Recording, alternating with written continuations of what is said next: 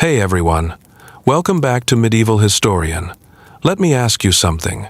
Have you ever had your heart broken? Maybe you sent a risky text, waited for a reply that never came, or watched someone you loved walk away. Now imagine that same pain, but in a world where you didn't even get to choose who you loved in the first place, where falling in love with the wrong person could mean exile, disgrace, or worse. In medieval times, dating wasn't about connection or butterflies in your stomach. It was a careful, calculated dance, choreographed by parents, priests, and politics. And most of the time, the people involved had no say at all. Today, we celebrate personal choice in love. We swipe, text, date, ghost, reconnect, and chase happiness on our own terms. But centuries ago, love was tangled up in family honor, dowries, social class, and strict religious rules. It was a quiet game of glances, arranged marriages, coded poems, and suffocating silence. Romance existed, but it had to play by rules that now feel deeply foreign and often deeply unfair. So, before we begin and before you get too comfortable, like the video, subscribe to the channel and hit the bell so you don't miss the next descent into the past. And tell me in the comments, what city and country are you watching from, and what time is it right now where you are? I'm just a nerd who loves digging into history's darkest corners, and it always blows my mind to see people tuning in from all over the world. This is the strange rules of dating in medieval times. In the medieval world, love and land were inseparable, but not in the way you might hope. Romantic feelings were a luxury few could afford. For the nobility and upper classes especially, marriage was a transaction, a strategy for survival, expansion, and control. When a nobleman looked for a wife, he wasn't searching for laughter, warmth, or even beauty. He was hunting for acreage, titles, dowries, and political leverage. And when a noblewoman was given to a husband, it wasn't because she fell for his charm.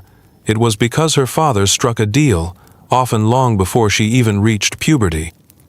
Marriage was the foundation of alliances. A union between two houses could settle old feuds, secure borders, or bring in desperately needed wealth. It could also shift power, redraw territories, and change succession lines. Love had no place in these calculations. In fact, love could be dangerous. If someone pursued a romance outside of a sanctioned match, it could disrupt carefully laid plans, cause political scandals, and even start wars. The heart was a liability. For peasants, the stakes were lower, but the pressure remained. While they weren't arranging marriages for dynastic advantage, economic survival was still a key factor. A marriage meant combining labor, land, and resources. Parents often had more say than the couple themselves. Even among the poor, marrying for love was rare, and when it did happen, it was often met with skepticism or outright disapproval. From the church's perspective, marriage was a sacred institution designed for procreation and the stability of Christian society. But that didn't mean they opposed arranged matches.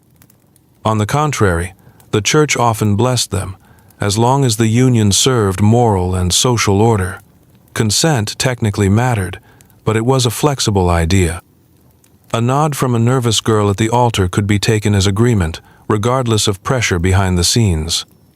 This system created a world where children could be promised to each other long before adolescence, their futures sealed by promises made between powerful fathers. Daughters were bargaining chips, sons were heirs whose unions determined inheritance and legacy. A wedding wasn't a celebration of love. It was the public finalization of a deal that had been brewing behind closed doors for years. Vows were often spoken by people who barely knew each other, and sometimes not even in a language both could understand. And yet, people still longed for love. Secret affairs, poetic letters, and whispered meetings in gardens reveal a desperate human craving to feel something more than obligation. But in most cases, those stories ended in silence, scandal, or sorrow. Love might have lived in the heart, but marriage lived in the ledger. And in a world built on land, titles, and loyalty, the heart was expected to fall in line. The concept of falling in love as a teenager or young adult would have seemed alien in many parts of medieval Europe, especially among the elite. That's because by the time most noble children reached adolescence, their future spouses had already been chosen, sometimes before they could even walk. These weren't impulsive decisions. They were the result of deliberate strategy sessions, lengthy negotiations, and calculated moves across the chessboard of medieval politics. Families with power, land, or influence were constantly seeking ways to strengthen their position. One of the most effective methods was through marriage. By arranging a betrothal while the children were still infants, families could secure alliances early and outmaneuver rivals. The child's opinion was not just irrelevant, it wasn't even part of the conversation. A daughter was a vessel for peace, land, or wealth. A son was a key to expansion or legitimacy. They were pieces in someone else's game. Betrothals could be announced in public feasts, sealed with symbolic gifts like rings, gloves, or even small chests of coins. And while some arrangements would eventually fall apart due to death, changing fortunes, or war, many held firm, even through decades of waiting. A boy and a girl might be bound to each other by promise before they'd ever exchanged words. Once an agreement was made, education and behavior were tailored to the future union. Girls were trained in household management, piety, and obedience. Boys learned to fight, lead, and protect. Their lives were not their own. They were shaped by the expectations of marriage and the responsibilities that came with it. If either party resisted, they risked being seen as rebellious, shameful, or even sinful. Honor was collective, and one disobedient child could disgrace an entire house. Even more disturbing were the instances when extremely young children were brought together for marriage ceremonies.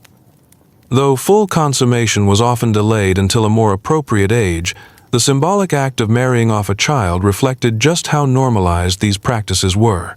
Consent was assumed, autonomy was denied, and futures were traded like commodities. These arrangements weren't limited to royalty. Among merchant classes and wealthy townsfolk, similar practices occurred. The motivations were the same: consolidation of assets, social climbing, and preservation of influence. And while peasants had more flexibility, they too were often guided by parental preference or pressure when it came to choosing a spouse. The emotional toll of these arrangements is difficult to measure. Some couples grew to care for each other, learning affection over time.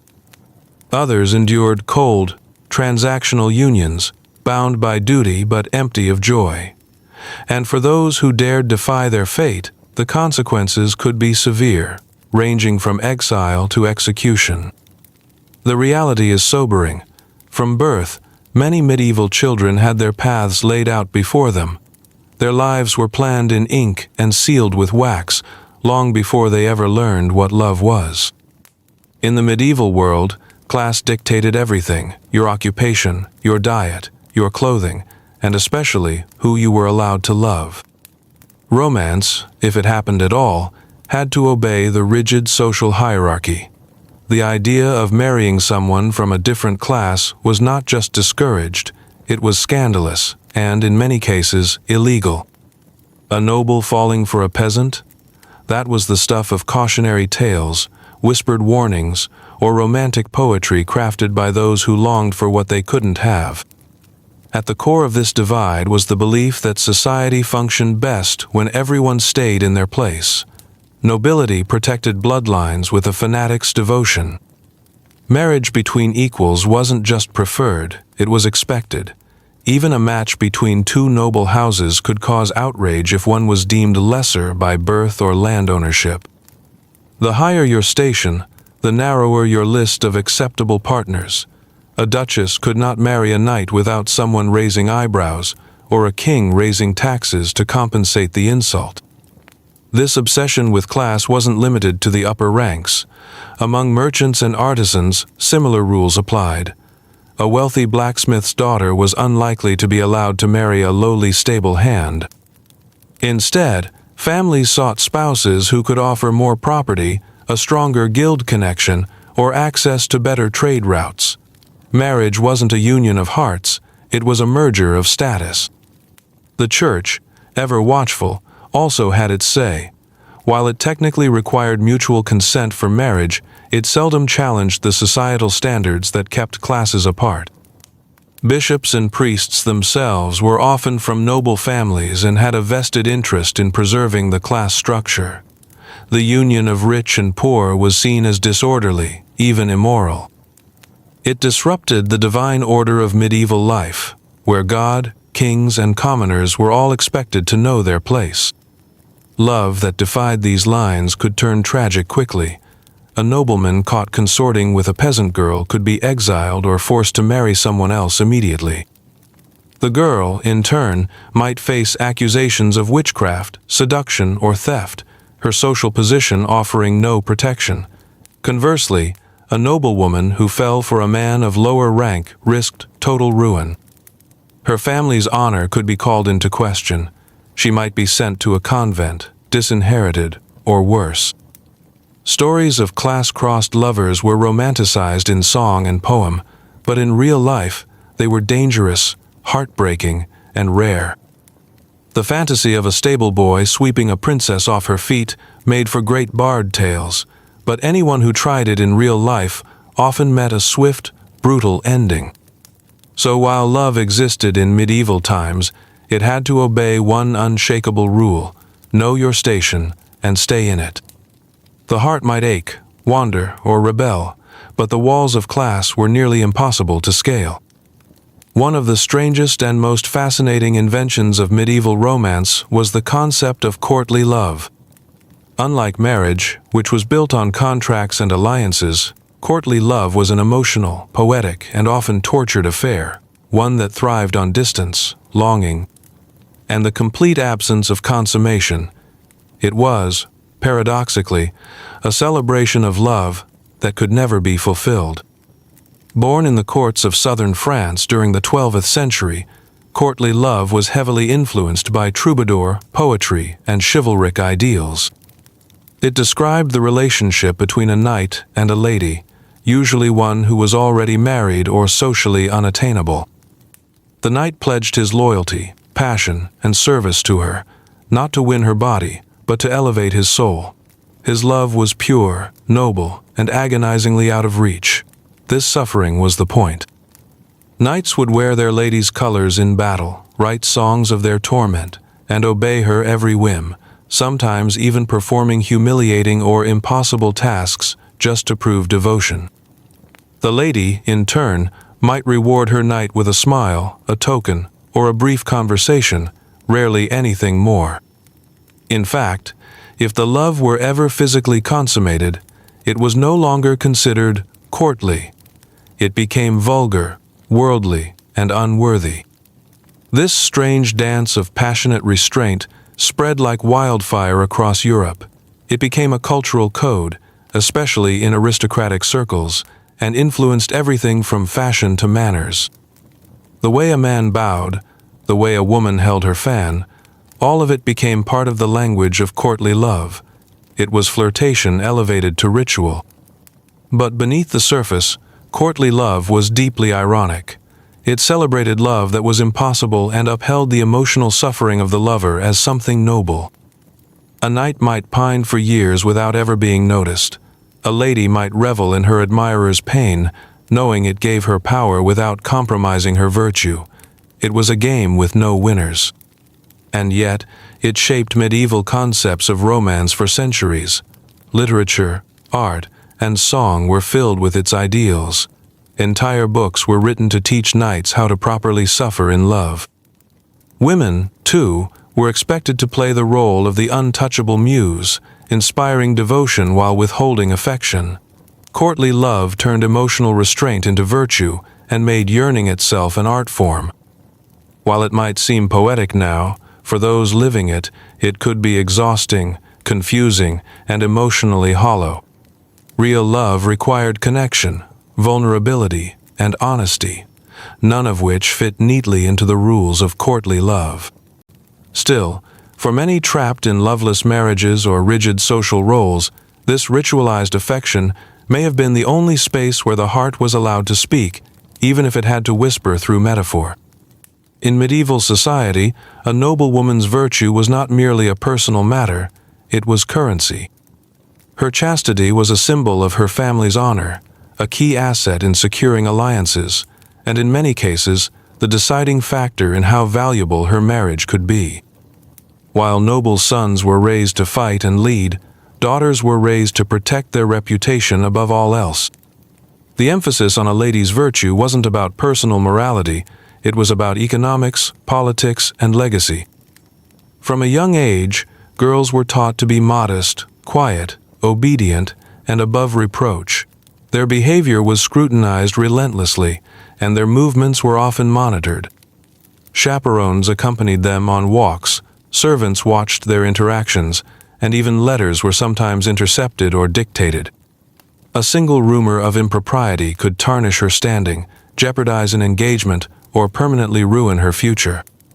Families were obsessed with shielding their daughters from gossip, because even a whisper could cost them a powerful match. This obsession extended into the ritual of marriage itself. Virginity was expected, assumed, and in many cases, demanded proof of. Some regions even practiced the cruel custom of public bedding ceremonies or post-wedding inspections of the bridal sheets. If the bride could not prove her virginity, the marriage could be annulled, the alliance broken, and her name forever marked. What made this even more tragic was the double standard. Men could, and often did, engage in premarital affairs or keep mistresses without major consequence. Women, on the other hand, bore the full weight of societal judgment.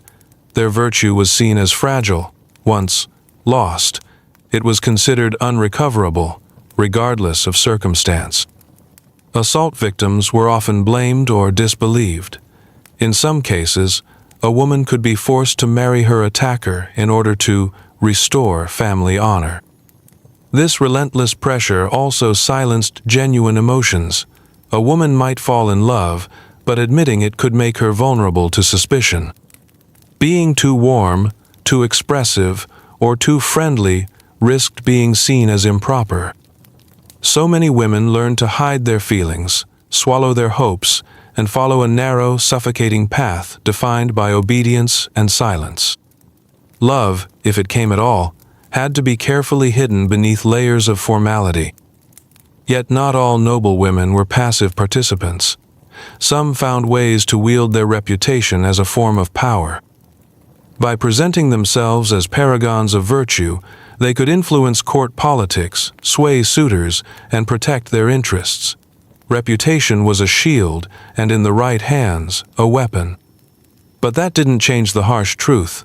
A woman's body, choices, and desires were not truly hers.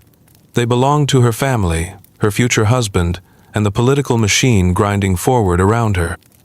And so, in a world where lineage and land meant everything, a lady's virtue became a high-stakes gamble.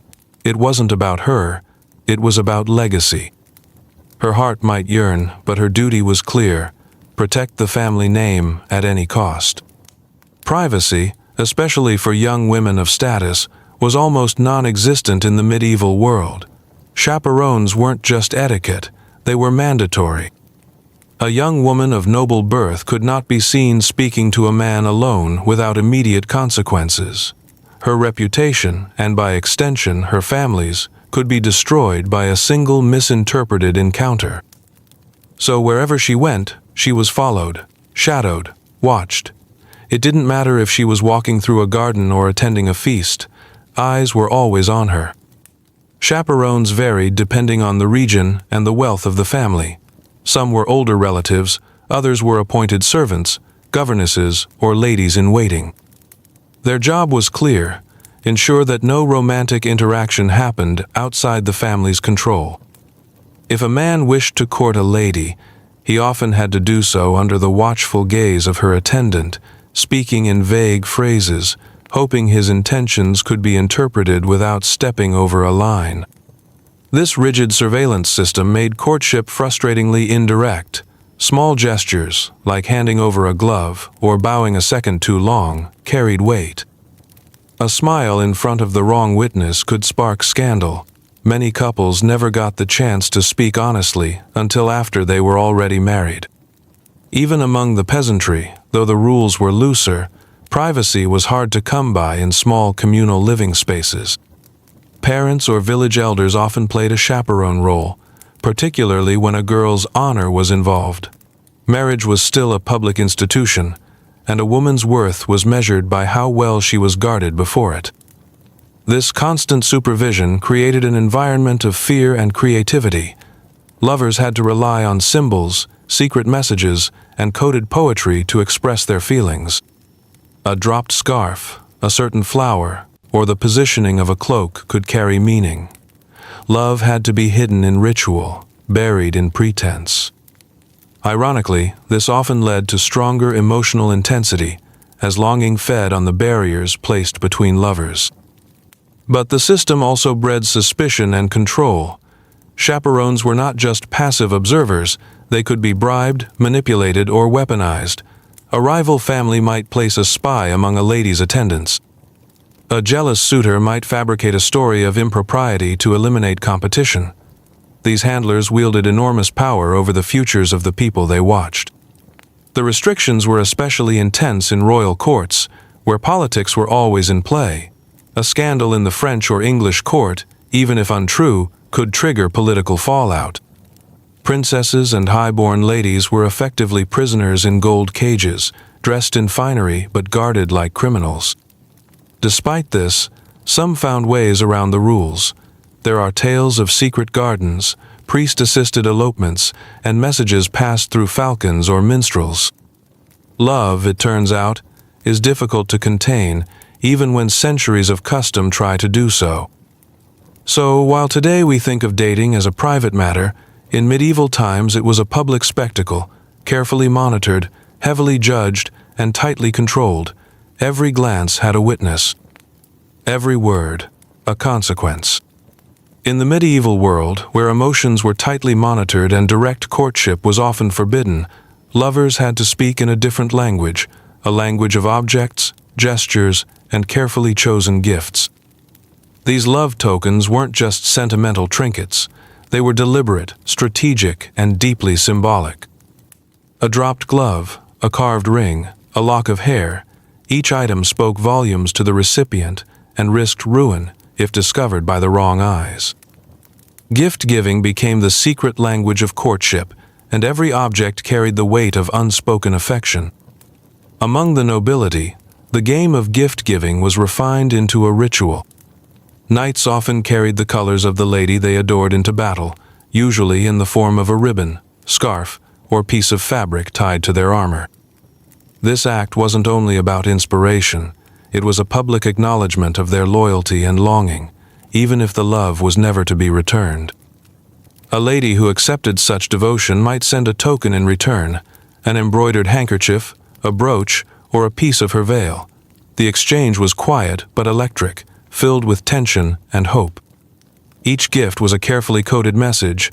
A rose symbolized beauty and secrecy. A belt or girdle hinted at intimacy. A ring suggested promise or eternal loyalty, but these weren't given lightly.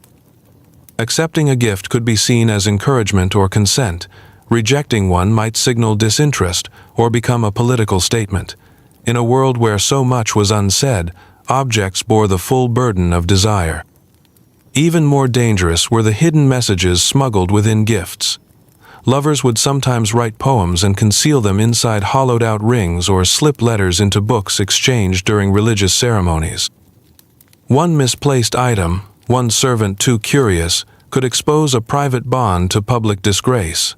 But still, people took the risk. The hunger for connection outweighed fear.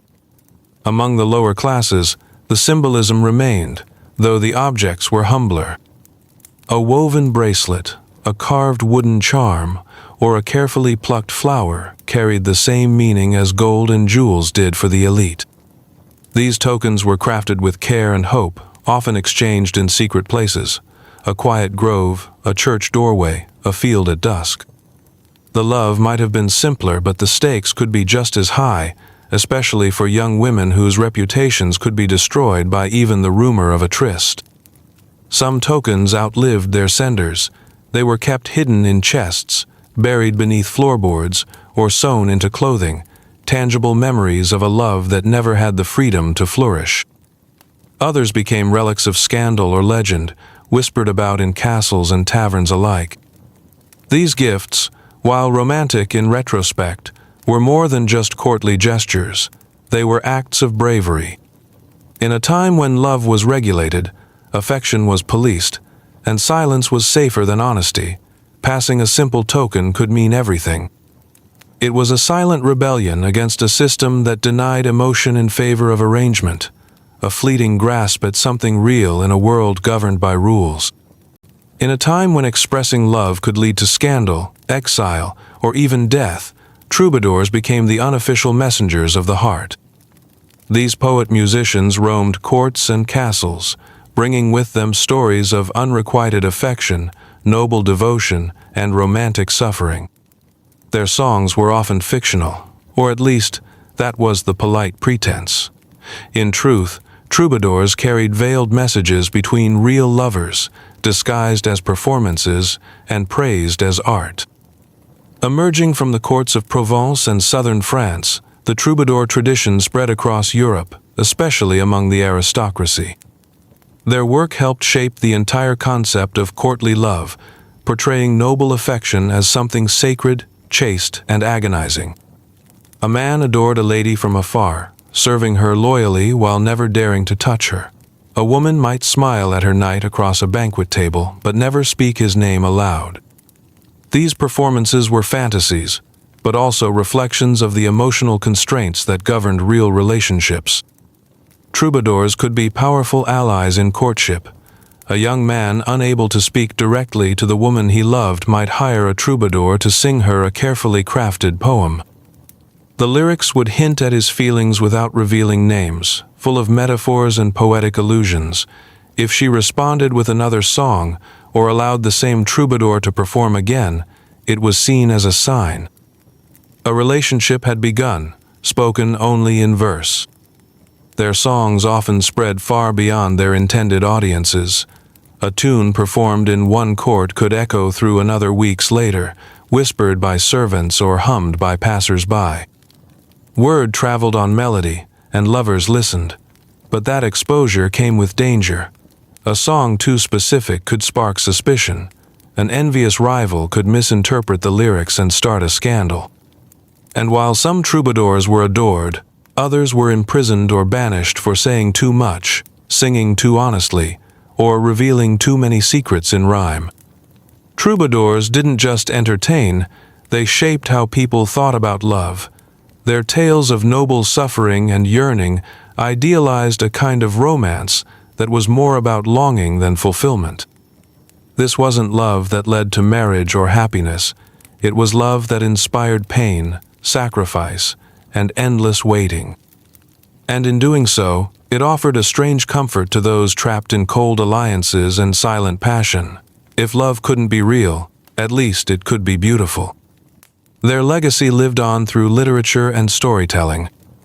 Many of the tropes we recognize today, star-crossed lovers, secret messages, public longing, were born in the verses sung by these traveling minstrels.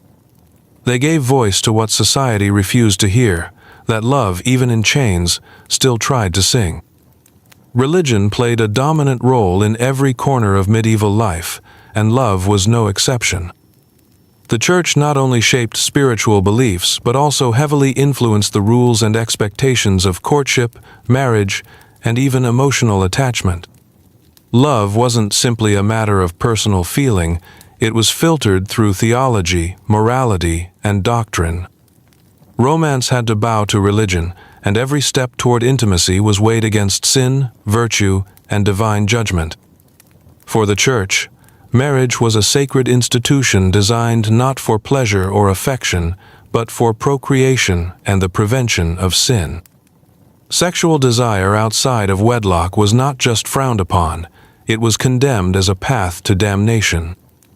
Priests, monks, and bishops delivered fiery sermons warning against lust, and confessions were filled with whispered accounts of inappropriate thoughts or forbidden affections.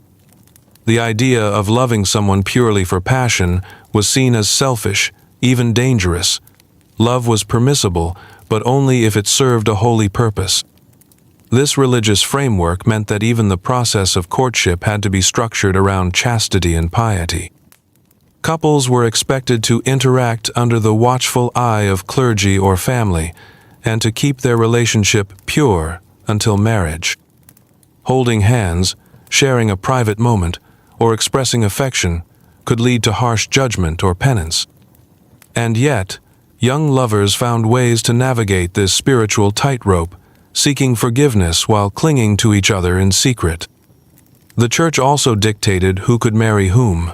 Unions between close relatives were prohibited, and complicated systems of spiritual kinship, such as shared godparents, could render a match invalid. Marriages had to be officiated by a priest, witnessed by others, and follow a strict set of vows. Deviating from these rules could result in excommunication or annulment. It was not enough to love someone, you had to do it correctly or not at all. Interestingly, religious figures often found themselves entangled in romantic affairs. There are countless accounts of priests keeping mistresses, monks writing passionate letters, and nuns falling in love with confessors. These relationships were forbidden, yet they happened frequently, revealing the human struggle between spiritual devotion and emotional longing. Love, even when denied, found cracks in the walls of doctrine. But religion also offered solace. Couples could pray together, seek blessings for their unions, and ask for divine guidance. Pilgrimages were sometimes taken to secure a holy sign of approval for a match. Saints associated with love, like Valentine or Agnes, became the quiet patrons of hope for those waiting in arranged engagements or secret crushes. And in literature, Christian allegory often mingled with romantic themes. Lovers were compared to sinners seeking redemption. Desire was cloaked in metaphors of spiritual yearning. The lines between sacred and secular love blurred, and in doing so, created one of the most complex emotional landscapes of the medieval world. Religion did not just limit romance, it redefined it. It made love a test of purity, a form of worship, a spiritual struggle. To love someone in the Middle Ages was to walk a narrow path, with heaven on one side and hell on the other. In today's world, getting engaged is often a romantic milestone, a declaration of love and intent to build a life together. But in medieval times, engagements were far from tender or sentimental. They were formal contracts, sometimes more binding than marriage itself, negotiated with the same seriousness as treaties or land exchanges. Love had little to do with it. Engagements were about alliances, money, and status, and breaking one could unleash chaos. Among the nobility, engagements were meticulously arranged by families. Children could be betrothed before they could walk, their futures sealed by a handshake or signed parchment. Fathers acted as negotiators, bargaining dowries, inheritance terms, and political conditions. The prospective bride and groom might not even meet until the wedding day, or if they did, it was often a stiff, ceremonial encounter under watchful eyes. The engagement was a public declaration, often celebrated with a feast or formal announcement. Once made, it was not easily undone. Breaking an engagement was seen as a grave offense, not just to the individuals involved, but to both families' honor. It could lead to lawsuits, feuds, and financial penalties. In some cases, it even sparked violence or war, particularly if royal or noble houses were involved. This level of formality applied even to commoners, though on a simpler scale. A verbal promise to marry, especially if witnessed, was legally binding in many regions. If one party tried to back out, they could be taken to court. In some towns, there were cases of broken betrothals being punished with fines or forced reconciliation. And if intimacy had occurred before the marriage, the pressure to follow through became overwhelming. The role of gifts also came into play.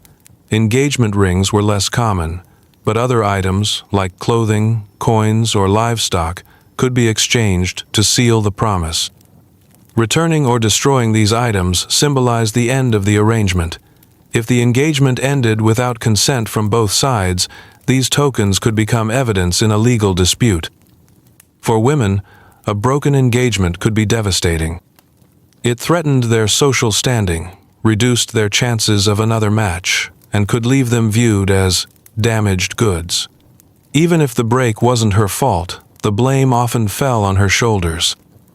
Men, though less vulnerable, also faced consequences, especially if they had taken advantage of the woman's trust or reputation.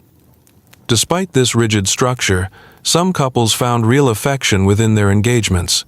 Being formally promised allowed them limited time together, under supervision, to build a connection.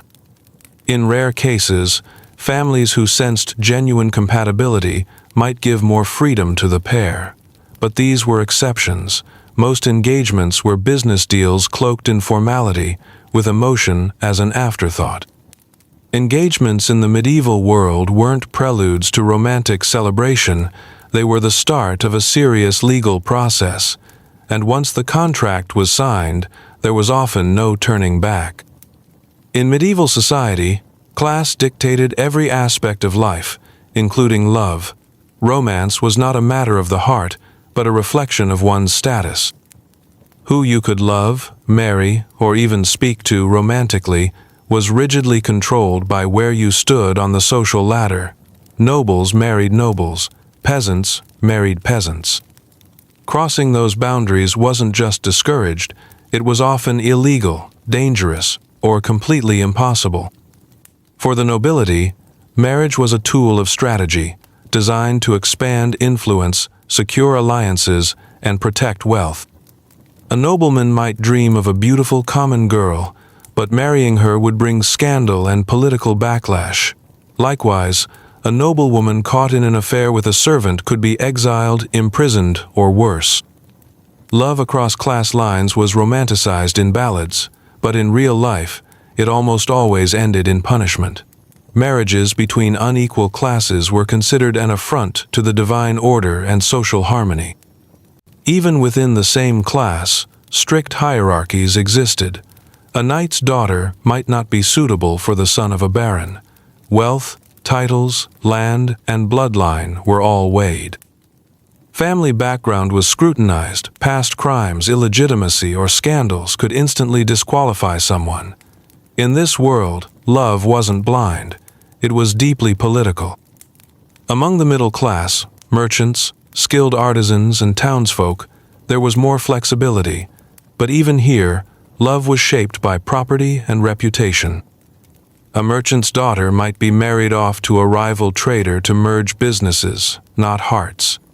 Love was occasionally considered, but rarely allowed to dominate the final decision. The expectation was always, marry within your station or face the consequences. The peasantry, though less burdened by formal rules, still lived under the shadow of class. A free farmer's son might avoid marrying a bonded serf's daughter to keep his social footing. Even within villages, local hierarchies mattered. Wealthier peasants had more desirable sons and daughters, and parents worked hard to secure the best possible matches for their children. The church, while preaching that all souls were equal before God, upheld the worldly structure in practice. Clergymen came from all classes but rarely married, and those who did were expected to maintain their social standing in their choice of spouse. Religious figures often served as matchmakers and advisors, subtly enforcing the unspoken rule that love must bow to status. Occasionally, love defied these norms. A noble might fall for a servant. A lady might risk everything to be with a lower-born knight. These stories became the stuff of legend because they were so rare and often tragic. Those who dared to cross class lines were punished, disowned, or destroyed. But still, the heart sometimes rebelled against the chains of birth. In the end, class didn't just limit who you could love, it shaped how you loved. It determined what gestures were allowed, what risks you could take, and what futures you could dream of. Love wasn't an escape from your place in society, it was one of its most powerful enforcers. Despite the rigid expectations of medieval society, love had a way of slipping through the cracks. Forbidden romances between different classes, rival families, or people bound by vows of celibacy captured the imagination of generations. These stories were whispered in castles, sung in taverns, and written into ballads because they spoke to something deeply human, the desire to love freely, regardless of the consequences. One of the most common types of forbidden love involved class defiance. A noble falling for a commoner wasn't just scandalous, it could ruin lives. Families would do everything to stop such matches, using bribes, threats, and even physical force. If a noblewoman was caught with a peasant lover, she could be locked away or sent to a convent. The man could be executed or exiled, but still, the risk was taken. Secret meetings, coded letters, and late-night trysts were common and often tragic. Religious vows also made love dangerous. Monks and nuns were supposed to be married to God, bound by chastity, yet many fell in love. There are documented cases of abbesses escaping with knights, priests fathering children in secret, and monks caught in passionate affairs. These romances were considered blasphemous, yet they reveal the human longing that even strict vows couldn't silence. Family feuds created another layer of danger. Just like the story of Romeo and Juliet, real-life rivalries between powerful families made love a battlefield. To love the enemy was to betray your bloodline. In some cases, couples ran away, sparking feuds that burned for generations. In others, they were forced to choose between love and loyalty. Most never won both. There were also cultural and religious barriers. Interfaith relationships, especially between Christians, Jews, and Muslims, were heavily frowned upon, sometimes violently opposed. While these relationships did happen, especially in border regions or trade cities, they came with enormous risk. Conversion was often demanded. Secrecy was essential.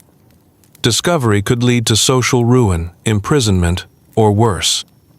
And then there were the truly taboo loves, same-sex relationships, relationships involving celibate clergy, or those with significant age or power imbalances. These were the most hidden of all, protected only by silence and the loyalty of friends. And yet, even here, love persisted. There are rare surviving letters, poems, and confessions that reveal intense bonds forged in secrecy and shame. These were not always physical relationships. Often they were deeply emotional, spiritual connections. But in a society that demanded conformity, even affection could be dangerous. Despite the risks, these stories survived because they captured a truth, that love is not easily controlled. No matter how many rules, walls, or sermons were built to contain it, love kept finding a way. It crept through cracks in the system. It defied power. It turned whispers into legacies. Forbidden love in medieval times wasn't just a personal risk, it was an act of rebellion. It challenged the structure, questioned the rules, and dared to imagine a world where the heart could choose its path.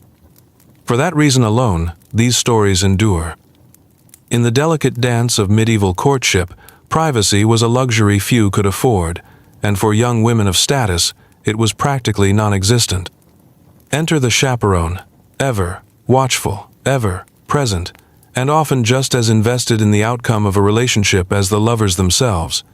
These guardians were not just protectors of reputation.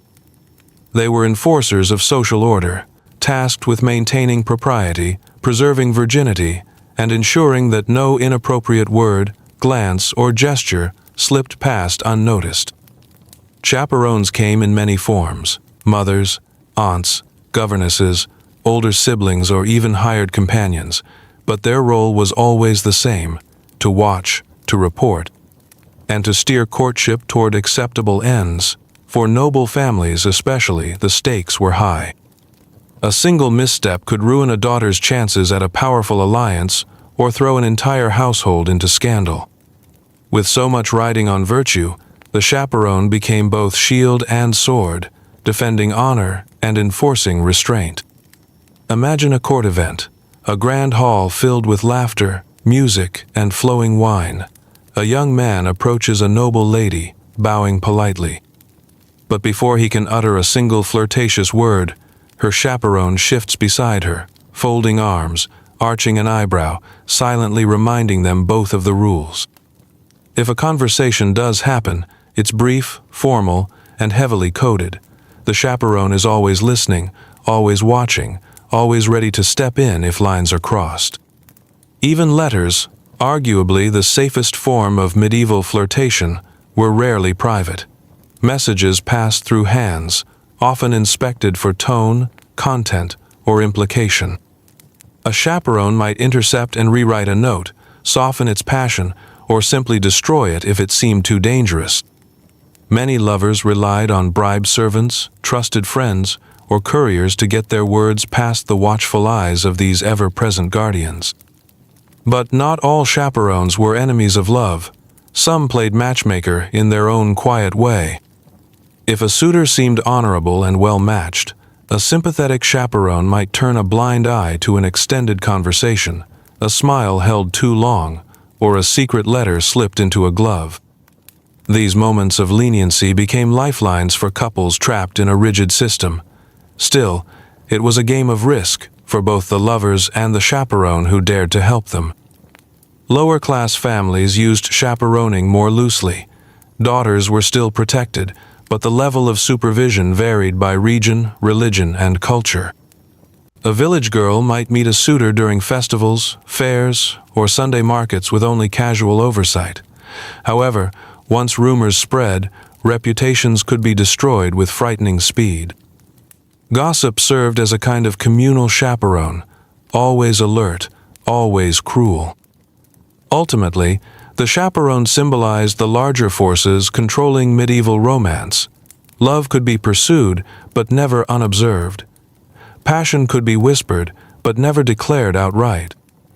And even when two people wanted nothing more than a moment alone, they would find someone standing between them, someone carrying centuries of social expectation and the silent power to say no. When love had to hide in plain sight, the medieval world responded with creativity. In a time when direct expression could lead to disgrace or danger, flirtation became an art form. It was subtle, symbolic, and laced with meaning that only the intended recipient could decode. The success of a romance often hinged not on grand gestures, but on the perfect glance, the right phrasing, or the slight movement of a hand. Eye contact, for example, was a powerful tool. A glance across a crowded hall could carry more emotion than 1,000 words. If a noblewoman looked directly at a man and then lowered her gaze, it was a clear sign of interest if her chaperone wasn't watching. A smile could be flirtatious or simply polite. The trick was knowing the difference. Medieval etiquette manuals even instructed women on how to safely show favor while maintaining dignity. Language, too, became layered. Courtly lovers spoke in metaphors, allegories, and poetic riddles. A compliment might be wrapped in a discussion of falconry or flowers. A passing comment about the weather might mask a longing for the warmth of someone's presence. Double meanings were not only common, they were necessary. The art of flirtation thrived on nuance. Objects played their part. A dropped glove, a lingering touch as a cup was handed over, or a ribbon tied in a particular way, could be flirtatious invitations. Fans, in some regions, became entire systems of coded signals. Touch your fan to your lips. I want to kiss you. Draw it across your cheek. I love you. These gestures allowed lovers to communicate even when words were forbidden. Dance offered rare opportunities for physical closeness. At feasts or festivals, couples could move together, hand in hand, with fewer eyes judging their every step. But even here, the rules were strict. Steps were rehearsed. Positions were fixed. Any deviation from the pattern could be seen as a public display and punished accordingly. Still, those fleeting touches, the quick exchange of heat and breath, became fuel for long days of longing. Poetry, music, and even embroidery were used to signal affection. A noblewoman might stitch a bird, a heart, or initials into a handkerchief she accidentally dropped. A bard might sing a song that was publicly vague but privately intimate. These small, beautiful moments gave shape to feelings that could not be spoken aloud. But all of this was dangerous. One wrong move, one misinterpreted glance or overly bold statement could lead to disgrace or punishment. Reputation was everything, and the line between innocent charm and scandalous impropriety was razor thin. So the game was played carefully, each side watching, hoping, and waiting for the other to make a move that could be safely answered. Medieval flirtation wasn't just about attraction, it was about bravery. It was about daring to show desire in a world that denied its existence. And it was about hope that across the silence, the layers, and the shadows, someone would see and understand. In a world where even speaking privately with a romantic interest could provoke scandal, letters became the lifeblood of courtship. Carefully written, delicately phrased, and sometimes smuggled at great risk, these letters carried the hopes, fears, and desires of lovers who could not speak aloud. To write someone a love letter in the Middle Ages was not just an act of affection, it was an act of courage. The art of letter writing was elevated to almost sacred status. It wasn't just about what was said, it was about how it was said. The language was poetic, often borrowing from the courtly love tradition, a literary and cultural code that praised unrequited longing, exalted the beloved, and expressed devotion in lofty, often exaggerated terms. Lovers referred to each other as my star, my torment, or my divine flame. Letters dripped with metaphor and allegory, as writers sought to wrap passion in acceptable, even chivalric language. Because letters could fall into the wrong hands, they were crafted with care. Some were written in cipher or code, using symbolic phrases only the recipient would understand. Others were hidden in song lyrics, religious texts, or even folded into embroidery patterns. Delivery was equally complex. Trusted servants, bribed messengers, or clever hiding places were all used to sneak a letter across guarded halls and locked doors. A misplaced note could mean disgrace, punishment, or heartbreak. Yet lovers took the risk again and again, clinging to these written fragments as lifelines. Noblemen often hired poets or clerks to help craft especially beautiful letters. In fact, some professional scribes specialized in composing courtly love correspondence.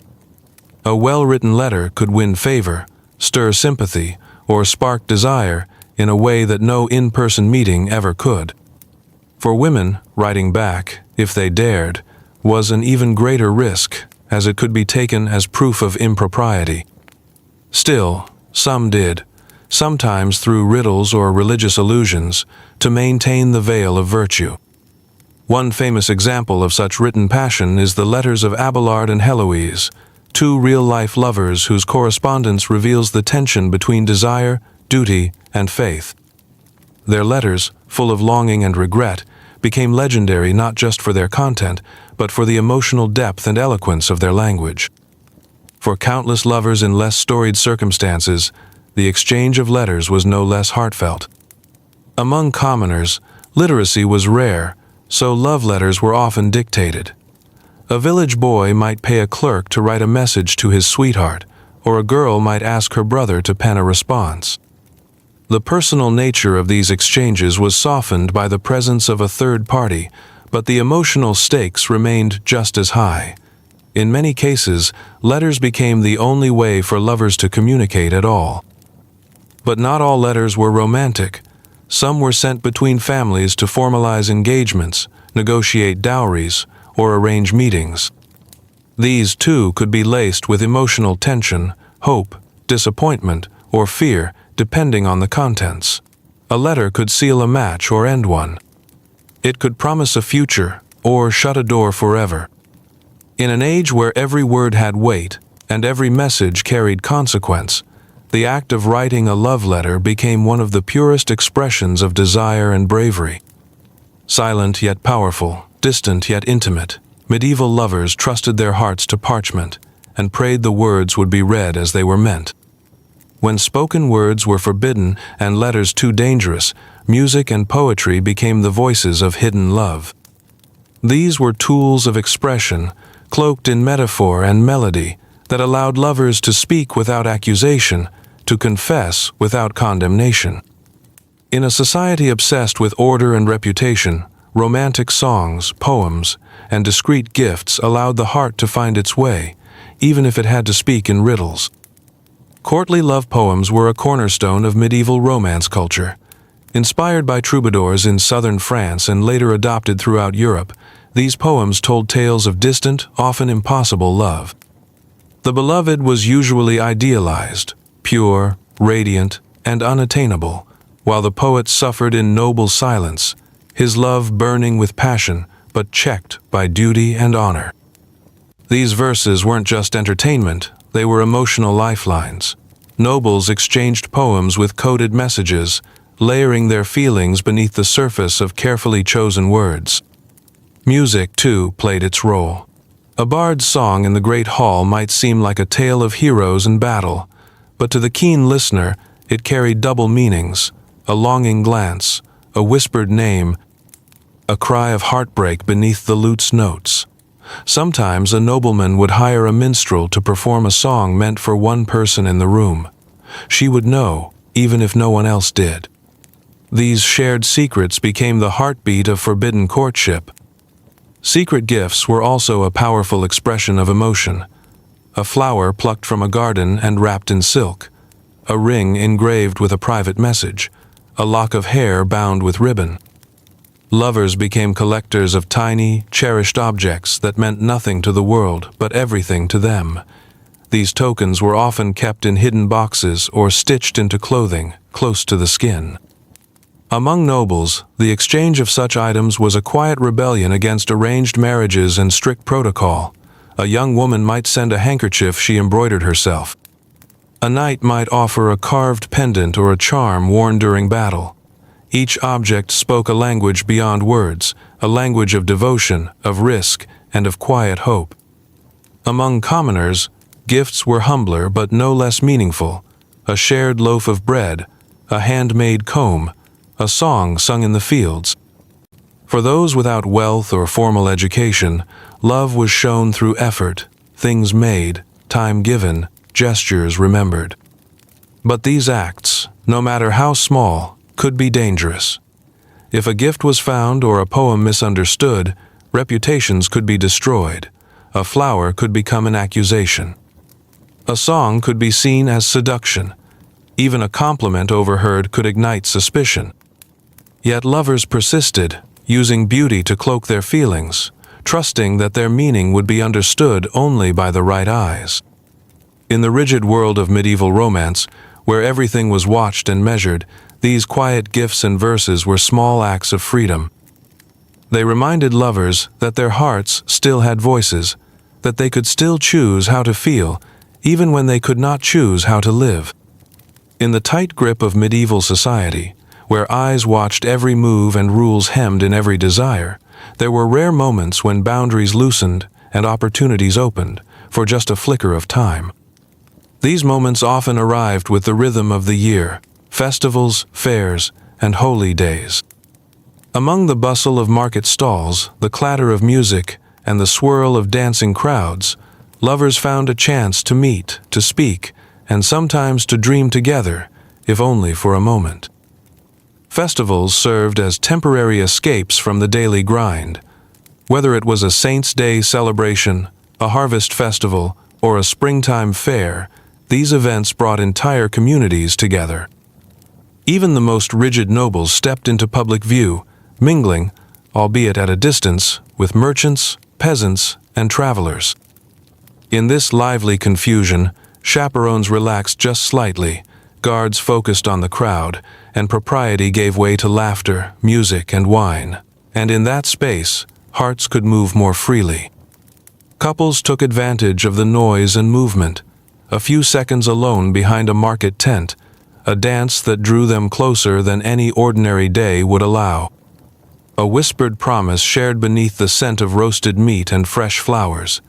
Lovers arranged their meetings around these days, knowing full well that the moment might never come again for weeks or months. Spring and May Day festivals were particularly charged with romance. They celebrated fertility, growth, and love. Villagers would choose a May queen and king, sometimes symbolically marrying them for the season. Youths competed in games of skill and strength to impress onlookers, and dances around maypoles offered rare, thrilling chances to touch, smile, and speak freely.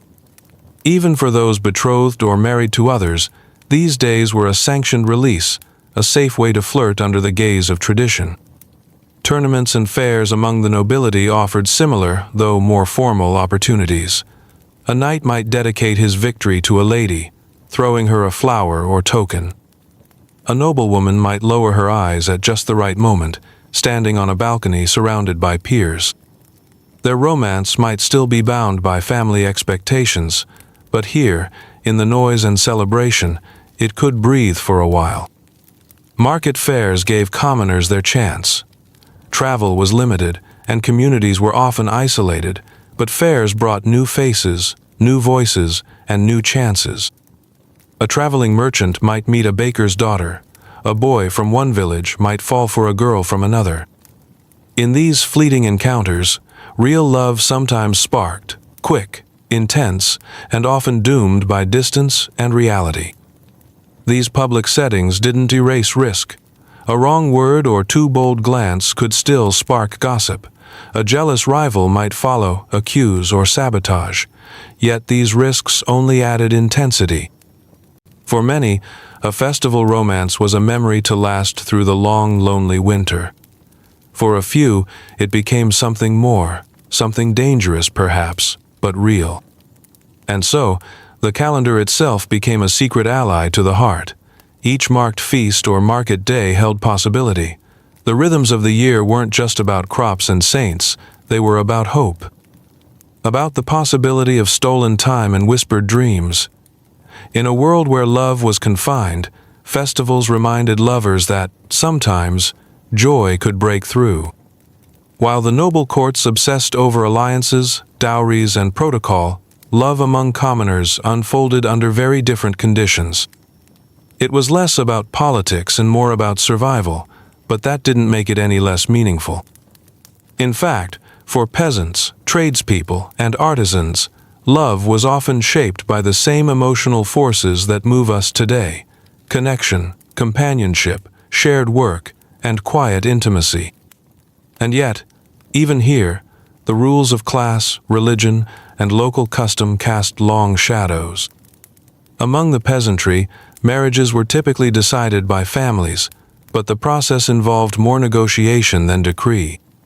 Parents wanted stability, good matches, and reliable partners for their children, but they also lived close enough to the consequences of unhappiness to care, at least a little, about compatibility.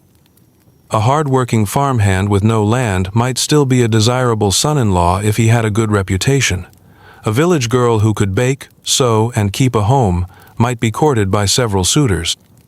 Festivals, church gatherings, and communal work provided the main venues for meeting potential partners. The communal life of the medieval village meant everyone knew each other. A glance at the well, a shared laugh at the mill, or a whispered joke during harvest were the seeds of many rural romances.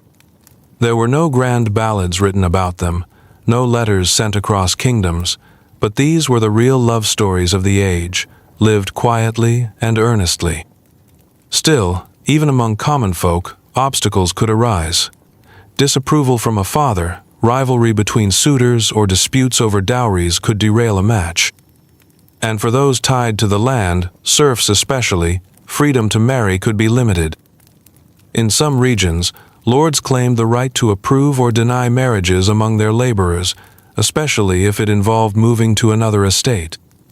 The church also enforced its own laws, forbidding unions between close relatives and demanding certain formalities before a match could be blessed. But love found ways. Village girls shared secrets over laundry. Boys carved tokens to give at market.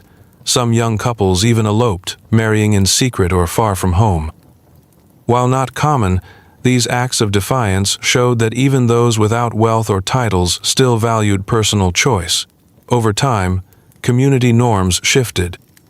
The rise of guilds and merchant classes allowed for more autonomy, and by the later Middle Ages, many common people could marry for love, at least within their station. Religious life intersected with romance, too. Young people often met during church events or pilgrimage routes. Songs and riddles might be exchanged in churchyards or festival grounds. While the clergy discouraged excess passion, the rituals of faith still brought people together. Marriage itself was a sacrament, and the church slowly asserted control over when and how unions were recognized. But the emotions that fueled them came from daily life, shared labor, and quiet devotion. Love among the commoners may not have filled the pages of romantic legend, but it shaped generations. It built families, held villages together, and passed down traditions of tenderness, resilience, and joy. In a harsh world, love was still a refuge, even if no one wrote sonnets about it. In a world governed by rigid social structures, harsh religious doctrine, and unyielding family expectations, love didn't always follow the rules. And when it didn't, the consequences could be devastating. Yet despite the risks, scandal, exile, imprisonment, or worse, some dared to love in secret. These forbidden romances, whispered in candlelight or carried in glances, were the quiet rebellions of the heart. They were thrilling, dangerous, and unforgettable. The most common form of forbidden love in the medieval era was cross-class romance, a nobleman falling for a servant girl, a merchant's daughter drawn to a stable hand. Though society claimed to believe in Christian charity and inner worth, love that crossed these invisible lines was rarely tolerated. Marriages between social classes were discouraged or outright forbidden, especially among the elite. A noble marrying a commoner could lose land, inheritance, or even their family's support. For women, the stakes were even higher. One accusation of inappropriate affection could ruin their future forever. But love ignored such boundaries. Servants and stewards, maids and tutors, those who lived close to their masters, often developed attachments that were hard to suppress. They saw each other in quiet moments, shared secrets during long days, and occasionally found solace in one another's arms. When discovered, however, these relationships were treated not as romances, but as threats to order. The lower-class partner might be dismissed or punished, while the noble would be reprimanded, married off quickly, or sent away for re-education. Then there were the affairs of the heart that challenged marriage itself. Despite the Church's insistence on fidelity, infidelity was not uncommon, particularly among the upper classes. Marriages were arranged for politics, not passion, and many nobles sought emotional or physical connection outside their unions. For men, these affairs were often overlooked. For women, they were ruinous. If a noblewoman was found to have taken a lover, the punishment could be severe: imprisonment, divorce, or execution. The lovers, if caught, might be tortured or killed, yet still, some risked it. Not all forbidden love was heterosexual. While rarely spoken of in official records, same-sex relationships did exist, and in the eyes of the Church, they were among the gravest of sins. Punishments ranged from public shaming to death, and those suspected often lived in fear. Still, some chroniclers whispered of monks who loved each other in silent companionship, or noblewomen who exchanged passionate letters, cloaked in religious or poetic language. These bonds, hidden in the margins of society, were no less real or profound. Religion complicated things further. A priest falling in love broke sacred vows. A nun writing poetry to a visiting noble risked her entire vocation. And yet, monasteries were not immune to passion. In some cases, young people were forced into religious life against their will, and love, unpredictable and wild, refused to be silenced by robes or prayers. Despite the risks, forbidden love left its mark on history. It inspired poetry, legend, and scandal. It showed that even in a world where choice was restricted, the human heart could still stir. These stories remind us that love has always been both powerful and perilous, an emotion that refuses to be confined, no matter the walls built around it. To understand the contradictions of medieval romance, one must separate fantasy from reality, especially when it comes to the cultural phenomenon known as courtly love. It was a poetic, highly ritualized tradition born from the castles of 12th century France, celebrated in songs, stories, and art. Yet while it idealized passion and emotional connection, real-life medieval marriage had little room for such dreams. Courtly love centered on the idea of a knight offering his service and devotion to a noble lady, usually one who was already married or otherwise unreachable. It was love from afar, longing, unfulfilled, and pure. A knight would endure hardship, perform heroic deeds, and write verses to honor her name. The lady, elevated like a goddess, might smile, reply with a token, or reward him with a chaste kiss. But the rules of courtly love demanded restraint. It was passion within bounds, desire without fulfillment. This literary tradition was immensely popular among the nobility. It gave both men and women a safe space to explore feelings that had no place in the cold calculations of arranged marriage. It celebrated emotion and spiritual connection in a world dominated by duty. But it was fantasy, a script, not a lifestyle. And for most people, it never touched the reality of their day-to-day lives. Real marriage in the Middle Ages was contractual, practical, and often brutally impersonal. Matches were arranged to consolidate land, strengthen alliances, or resolve disputes.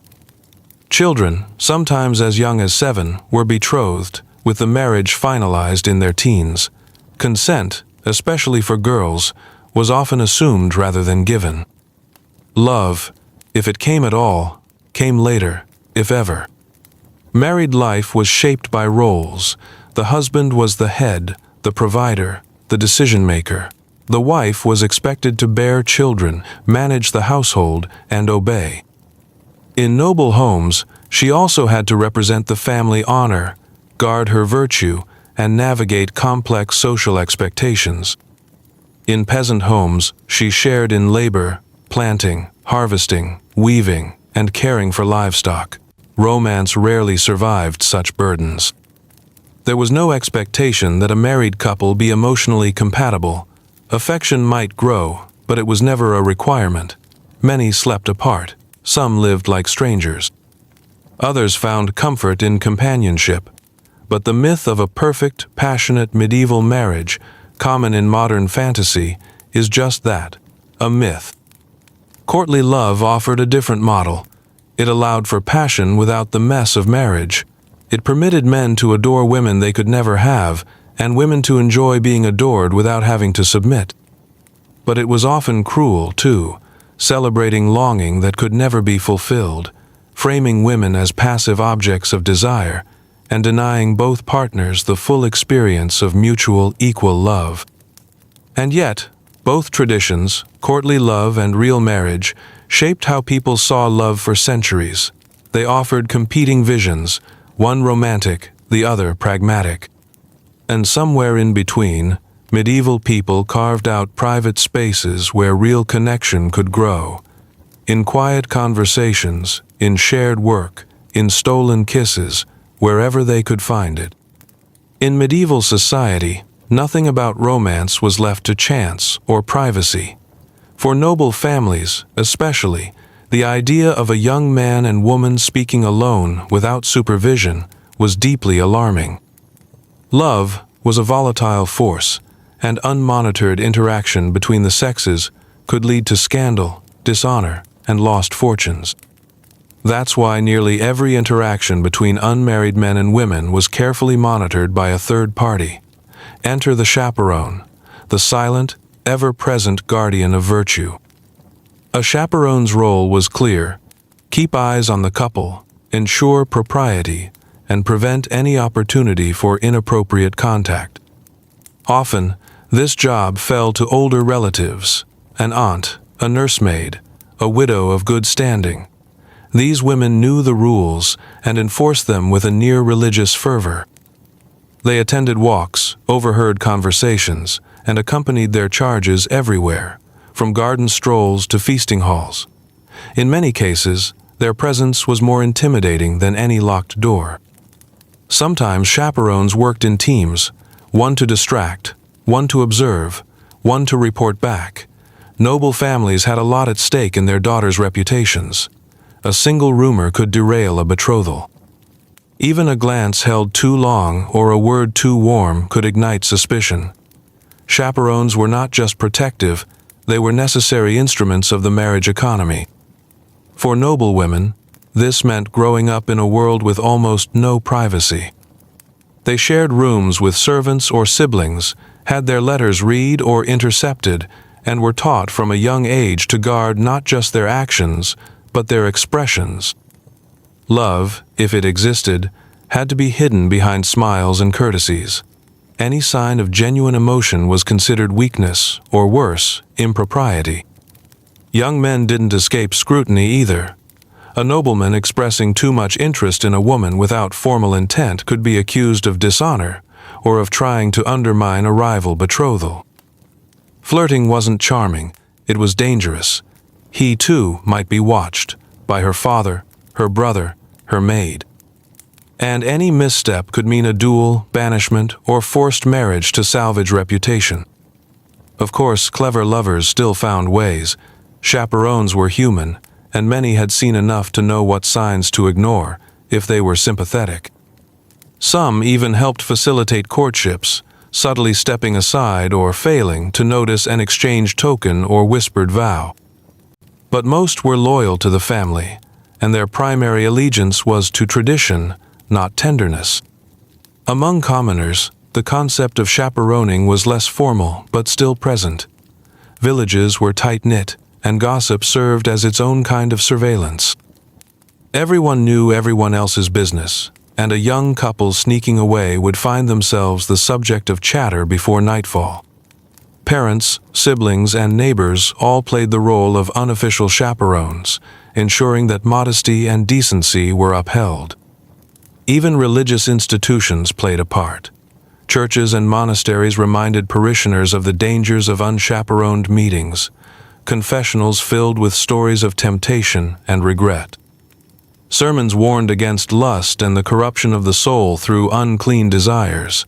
The idea was clear: watch each other, because God is watching too. But perhaps what's most striking about the chaperone culture is how profoundly it shaped the emotional language of love. Lovers had to become poets, actors, and strategists. They learned to express affection with looks, with coded speech, with gifts that appeared innocent to all but one. In many ways, love became more powerful because it had to be hidden. And the chaperone, while an obstacle, was also part of that ancient, intricate dance. Long before the language of emojis or text abbreviations, lovers in the medieval world developed their own intricate systems for saying what they dared not speak aloud. One of the most poetic and symbolic of these was the language of flowers. To the untrained eye, a bouquet might look like nothing more than a handful of petals, but to those in the know, it was a letter, a love note, a secret message written in color and scent. Each flower carried a meaning, a whisper of emotion or intent. A red rose stood for passionate love, a white lily for purity, a violet for modesty. A marigold could mean pain or jealousy, while a daisy might suggest innocence or new beginnings. These meanings weren't fixed across all regions or centuries, but they held powerful associations, and the educated elite used them with precision. In noble courts, presenting a bouquet was a serious gesture. Lovers selected each flower carefully, crafting entire phrases out of blossoms. A mixed bouquet of forget-me-nots, lavender, and red tulips might translate to something like, "Remember me, I long for peace, and I burn with love." It was an art form and a gamble. If the recipient understood the message, it could thrill the heart. If not, it could go tragically unnoticed, or worse, misinterpreted. Floral symbolism extended to clothing, embroidery, and tapestries. A rose stitched into a sleeve, a lily on a banner, or a wreath hung above a doorway all carried meanings. These subtle signals allowed for the expression of private emotion in public settings. It was a way to feel seen without being exposed. For noble women, flowers were one of the few gifts they could give without scandal. A hand-tied bouquet delivered to a tournament night could say everything her lips could not. It allowed her to participate in courtship while still appearing modest and proper. For the knight, receiving such a gift was a badge of honor and a quiet encouragement to continue his pursuit. Among commoners, the tradition was less elaborate but still meaningful. A flower left at a doorstep, tucked into a work basket, or handed during a market visit could say, "I'm thinking of you," or "I hope you're well." Even if they didn't know the formal meanings, the act of giving a flower itself became a gesture of affection. Religious and seasonal festivals reinforced this symbolism. Garland ceremonies, where young women wove crowns of blossoms, gave them the chance to include personal messages. Some traditions even held that whoever received your flower wreath on May Day was fated to love you. These customs blurred the line between ritual and romance, and made flowers more than decoration, they were declarations. But this form of communication was not without danger. A misplaced bouquet could lead to accusations. A flower meant for one person might be claimed by another. And those who dared to use floral language to confess forbidden love risked being misunderstood or exposed.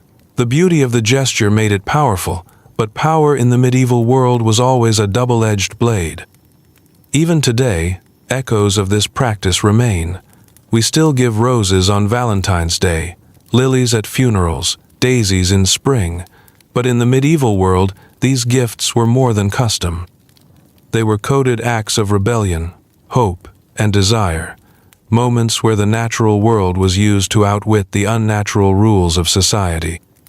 In modern times, if a relationship drags on for years without commitment, it might be labeled as stagnant or doomed. But in the medieval world, long courtships were not only common, they were sometimes necessary.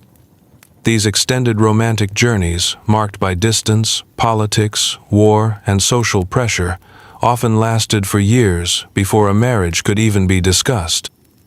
They were fueled by patience, strategy, and hope rather than passion alone. And while they could be torturous, they were also expressions of quiet, enduring commitment. For the nobility, the timeline of a courtship was rarely up to the couple involved. Many noble marriages were arranged in childhood, with engagement contracts signed before the two parties had even met. In these cases, the courtship was formal, supervised, and essentially a legal waiting period until both were of age to marry. But other times, two individuals might develop feelings outside of these arrangements, feelings that had to wait years to bloom into action. Wars complicated everything. If a knight was called to battle or sent on crusade, he might be gone for years. And during that time, if he had affections for someone back home, the only link between them would be letters, tokens, and whispered prayers. Many women waited patiently, not knowing whether their beloved would return or if he would be changed beyond recognition. Family opposition was another obstacle that drew courtships out indefinitely. If parents disapproved of a match, due to class, wealth, or political alliances, they could withhold consent for years. Some couples quietly continued their bond through gifts, shared confidants, or brief encounters, hoping that time would eventually soften the resistance. Occasionally, fortunes would change, rival suitors would disappear, or alliances would shift, and the way would open. But the waiting required emotional endurance few today can imagine. Among commoners, long courtships were often dictated by economics. A man needed to prove he could provide. If he was a blacksmith's apprentice or a farmhand without land, He might need to save for years before he could afford a home, a dowry, or even basic household goods. Meanwhile, he and his sweetheart would meet in public places, write when they could, or simply hold fast to their shared understanding. The relationship existed more in intention than in reality, but it was still deeply real to them. Chastity laws and religious customs also added pressure. The church disapproved of intimacy outside marriage, and a couple caught breaking these rules could face public penance or worse. So even if two people were emotionally connected, physical closeness remained off-limits for the duration of their wait. In that space, emotional intimacy became everything. Shared stories, small gifts, and subtle expressions of loyalty became the fabric of their relationship. Some couples never made it to marriage. Circumstances changed. One might be forced to marry someone else. Illness, war, or politics could intervene. And yet the memory of that drawn-out courtship, that season of longing and belief, remained. Medieval poetry and folklore are filled with such stories of lovers kept apart by duty or distance, who held each other in their hearts even as the world conspired against them. What's striking is how much value was placed on endurance. Love wasn't measured in grand declarations, but in steadfastness. The ability to wait, to remain faithful, to carry hope for years, these were considered signs of deep character. In an age without texts, quick travel, or personal freedom, love had to be patient. And those who endured together, or even apart, were often remembered not for how their love ended, but for how long they held on. In today's world, a proposal is usually a private moment, or at least a planned one.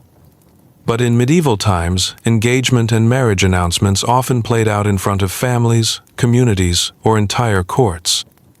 And while a successful proposal brought joy and celebration, a failed or forbidden one could spiral into disgrace. Public proposals weren't just about love, they were declarations of intention, legality, and power. And when they went wrong, the shame could be just as public and permanent. For nobles, engagements were serious business. A proposal was more than romantic. It was a political move. It was usually brokered by families or trusted intermediaries, not whispered in secret gardens.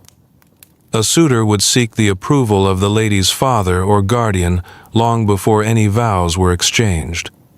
If accepted, the engagement might be announced during a feast or in a formal document, witnessed by family, clergy, and sometimes royalty. It was a spectacle of allegiance, a contract written in smiles and ceremony. But things didn't always go according to plan. If a family withdrew its support after a public betrothal, the humiliation could be intense. For the woman, her reputation might be ruined, seen as damaged goods, regardless of fault. For the man, it could damage his status or future alliances. And if one party tried to back out after a promise had been made, the church could get involved, issuing penalties or insisting the union be honored under threat of excommunication. Among commoners, proposals were less ceremonial, but still highly visible. A young man might seek a girl's hand at the town square, or announce his intentions to her family during a public gathering. When the answer was yes, the village rejoiced. But when it was no, especially if expectations had been built, it could mean a bruised ego, broken friendships, or even fights between families. Sometimes proposals were made in defiance of family wishes.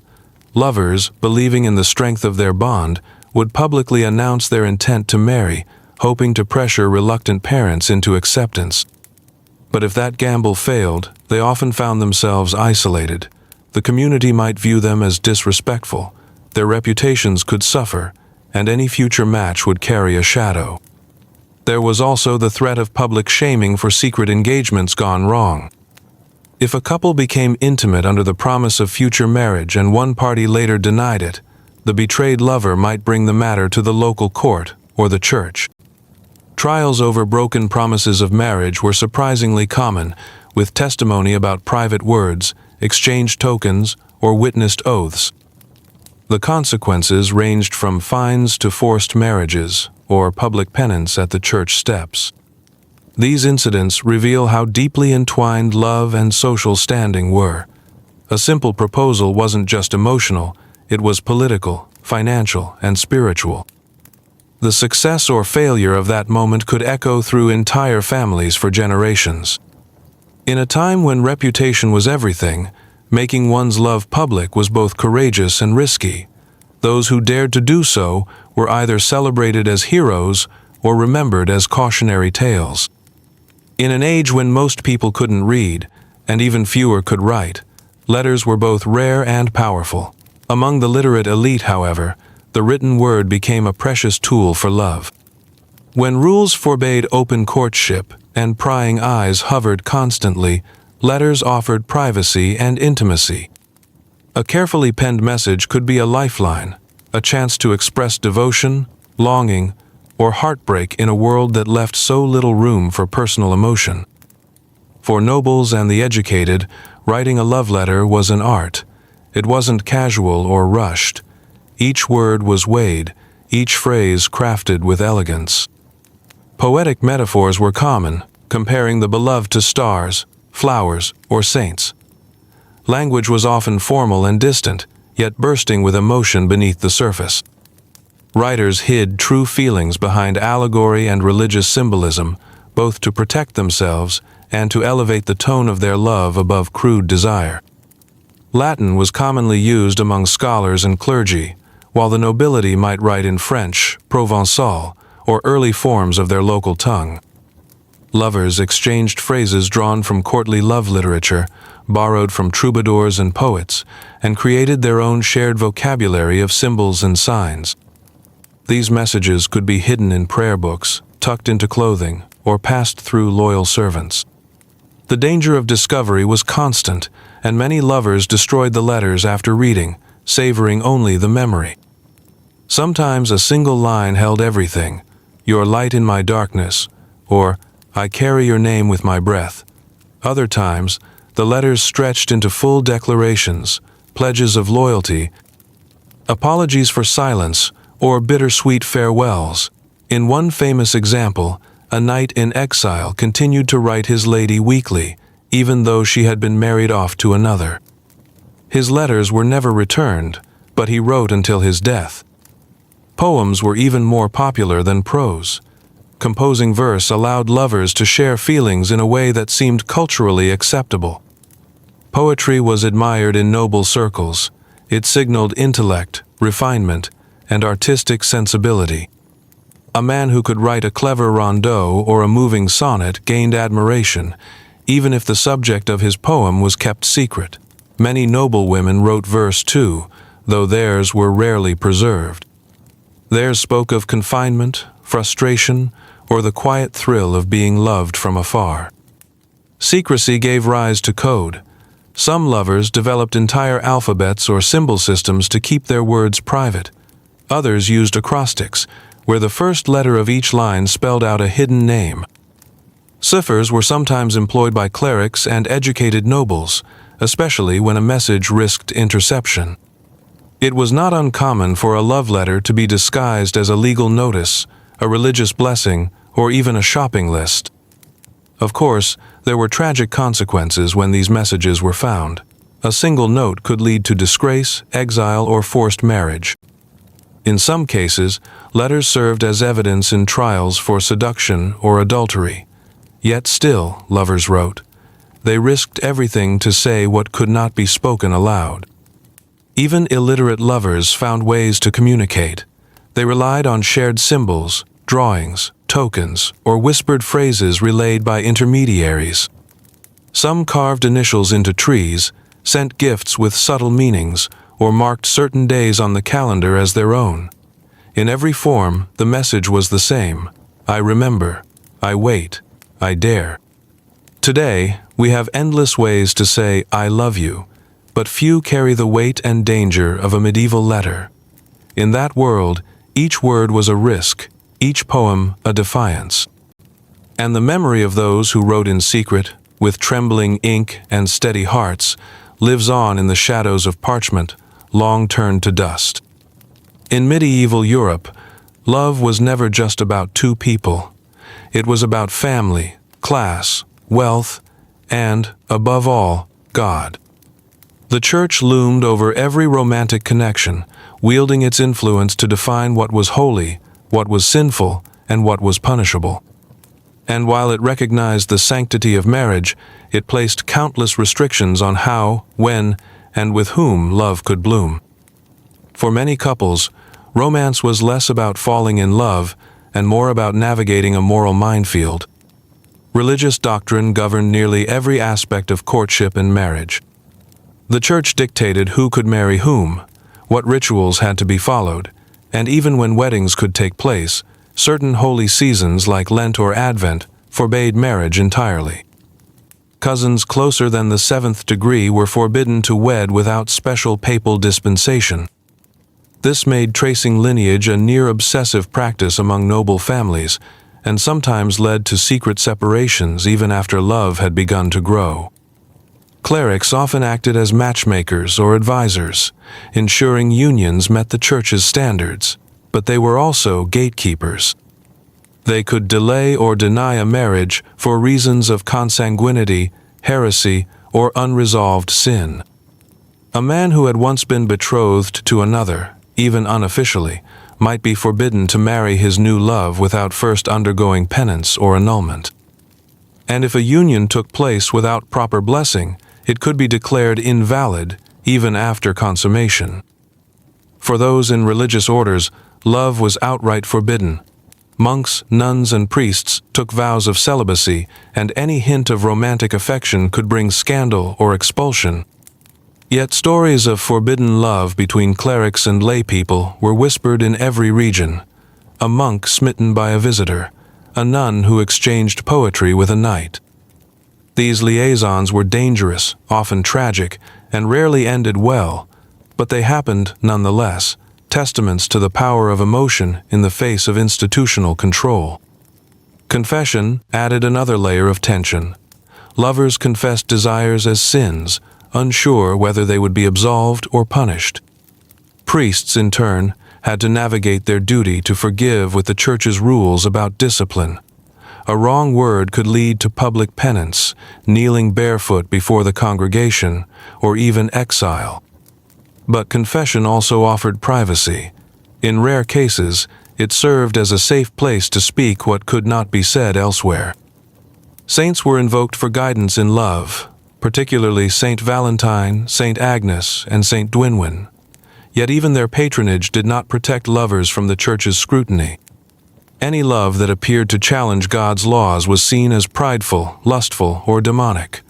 Young people were taught to fear their own feelings, to equate desire with sin. And this internal conflict often shaped their romantic lives with guilt and uncertainty. Despite all this, faith and love were not always at odds. Many couples found strength in shared devotion. Pilgrimages taken together, prayers whispered at the same shrine, or fasting for each other's well-being created spiritual bonds as powerful as any physical connection. In some traditions, marriages were blessed with elaborate religious ceremonies, invoking divine protection and unity. When love was permitted and sanctified, it could be deeply meaningful. But the overarching truth remained. The Church had the final say. It defined what was pure and what was perverse. It could elevate love to a sacrament, or crush it under centuries of doctrine. And for many medieval lovers, religion wasn't just part of the story. It was the wall they had to climb, or the silence they had to carry.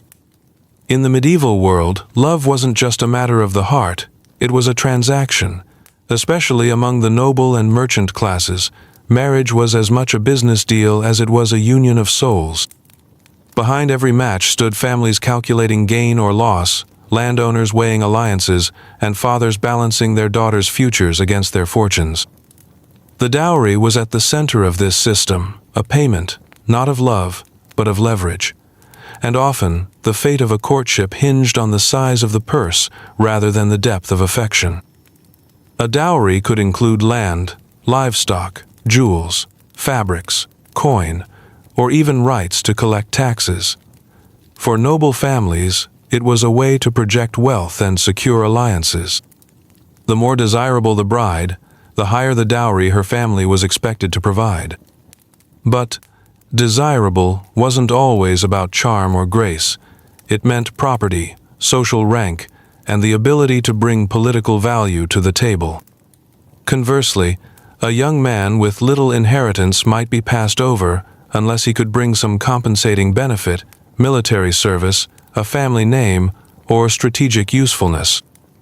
Poorer families, while operating on a smaller scale, followed similar rules. A farmer's daughter might not bring land, but her dowry could include chickens, cloth, or tools that would help build a home. For many, saving for a daughter's dowry was a lifelong burden. Some families sent daughters to convents simply because they couldn't afford to marry them off. It wasn't cruelty, it was survival. The transaction didn't end with the bride.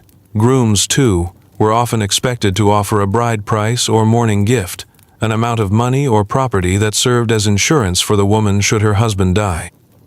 This gesture wasn't just symbolic. Women had limited legal rights and few paths to independence, so these gifts were meant to ensure she wouldn't be destitute.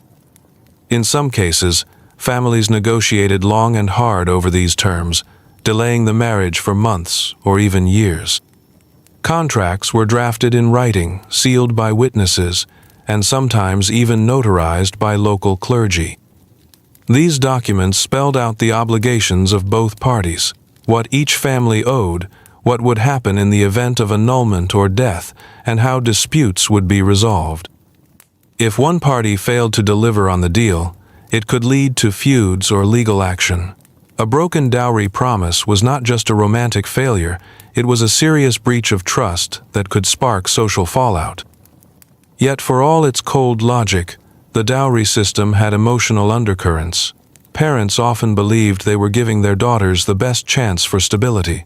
A good dowry might win a kinder husband. It might soften in-laws or elevate her station, and while some daughters bristled at being treated like commodities, others welcomed the security and protection a favorable match could bring. There were cases where love and dowry aligned. A wealthy woman who married a man she adored, a nobleman who found his ideal bride with a generous fortune attached. But more often, the money made the match, and love, if it came at all, came later. Today, the idea of paying for marriage feels alien in many cultures. But in medieval times, the dowry wasn't just custom, it was currency in the marketplace of social survival. And for many families, it meant the difference between ruin and respectability. In a world of locked doors, strict customs, and ever-watchful parents, love needed allies to survive. That's where servants and go-betweens stepped in, those subtle, often overlooked figures who carried messages, passed glances, and brokered moments of connection between those who dared to fall for each other. While they rarely made the history books, their roles were vital in making romance possible within the strict structures of medieval society. Servants lived in close proximity to their employers. They dressed them, served their meals, ran their errands, and, most importantly, observed everything. A maid might see a noblewoman's stolen glance at a passing knight. A manservant might overhear whispered affections between his master and a forbidden lover. These intimate observations placed servants in unique positions, able to either betray or protect their employer's secrets. Many chose the latter. Loyal maids passed notes or tokens between parties, arranged accidental meetings in gardens or chapels, and covered for absences with clever lies. Some servants were so trusted that they became confidants, co-conspirators in a romance that would otherwise have been impossible. Of course, loyalty had its price. A clever servant knew how to play both sides, extracting gifts, promises, or future security from those they aided. Go-betweens weren't always servants. In some cases, they were family, friends, tutors, or even clergy, respected individuals who acted as messengers under the guise of propriety. A priest, delivering spiritual advice, might, in fact, be carrying news of a lover's safety. A cousin might arrange a meeting under the pretense of a social visit. These intermediaries gave lovers the chance to communicate without breaking the letter of the law. But being a go-between was dangerous. If caught, they risked losing their position, being publicly punished, or worse. In noble houses, betrayal by a servant could lead to banishment or even execution. Among commoners, a servant who interfered in courtship could be whipped, shunned, or jailed. Yet many still took the risk, whether out of affection, sympathy, or ambition. Sometimes the lines blurred, servants developed feelings of their own, and jealousy or unrequited love could drive betrayal. A maid in love with her mistress's suitor might reveal the secret out of spite. A spurned messenger might twist words or sabotage meetings. Love, even second-hand, stirred emotions in everyone it touched. Go-betweens weren't limited to the romantic either. In arranged marriages, they helped negotiate dowries, soften objections, and assess the other party's temperament. A clever intermediary might gently influence an outcome by shaping how one family perceived the other, speaking well of a nervous young man, or portraying a shy girl as modest and virtuous. Despite the risks, these intermediaries were essential. They made space for emotion in a world of rules. Without them, many romances would have died before their first glance turned to words. And while they often went unnamed, their fingerprints were on countless love stories, etched between the lines of letters, hidden in the folds of cloaks, and remembered in sighs and glances shared under their watch. In a tightly bound medieval world, where identity was forged from faith, land, and loyalty, falling in love with a foreigner was among the greatest taboos. These were the romances that stirred scandal across courts and countryside alike, crossing languages, cultures, and often enemy lines. Whether sparked by curiosity, desperation, or genuine connection, such relationships were fraught with suspicion and risk. A noblewoman falling for a visiting ambassador, a soldier enamored by a local girl during a campaign, or a merchant's daughter drawn to a traveler with strange customs, these were not tales celebrated in songs. They were whispered, condemned, and often cut short before they could even begin. At the heart of this hostility was fear of betrayal, of divided loyalties, and of losing control. Nobility relied on carefully managed marriages to protect power and land. A noblewoman marrying a man from another kingdom, especially one with questionable alliances, threatened not just her family's fortune, but her nation's security. Such a union could be seen as treasonous. For commoners, the threat was less political, but no less serious. Communities were tightly knit, and outsiders were viewed with deep mistrust. A romance with a foreigner brought social scrutiny and sometimes violent rejection. Religious differences added yet another wall. A Christian woman in love with a Muslim man during the Crusades could be labeled a heretic. A Jew and a Christian courting in secret risked death if discovered. Even those of the same religion but different denominations faced suspicion. Love that crossed those boundaries required extraordinary courage or extraordinary recklessness. Despite all this, foreign romances still bloomed. Traveling merchants, pilgrims, and envoys brought not only goods but stories, songs, and charisma that could enchant. A man speaking another tongue might seem mysterious, even romantic. A woman with foreign manners could appear more sophisticated or free-spirited than local peers. These fascinations often blossomed in stolen moments, at taverns, marketplaces, or ports, where cultures brushed against each other briefly before being pulled apart again. Sometimes, such relationships were born out of necessity. Women in war-torn regions formed attachments with occupying soldiers for survival. Captives and conquerors forged strange bonds in the shadows of violence.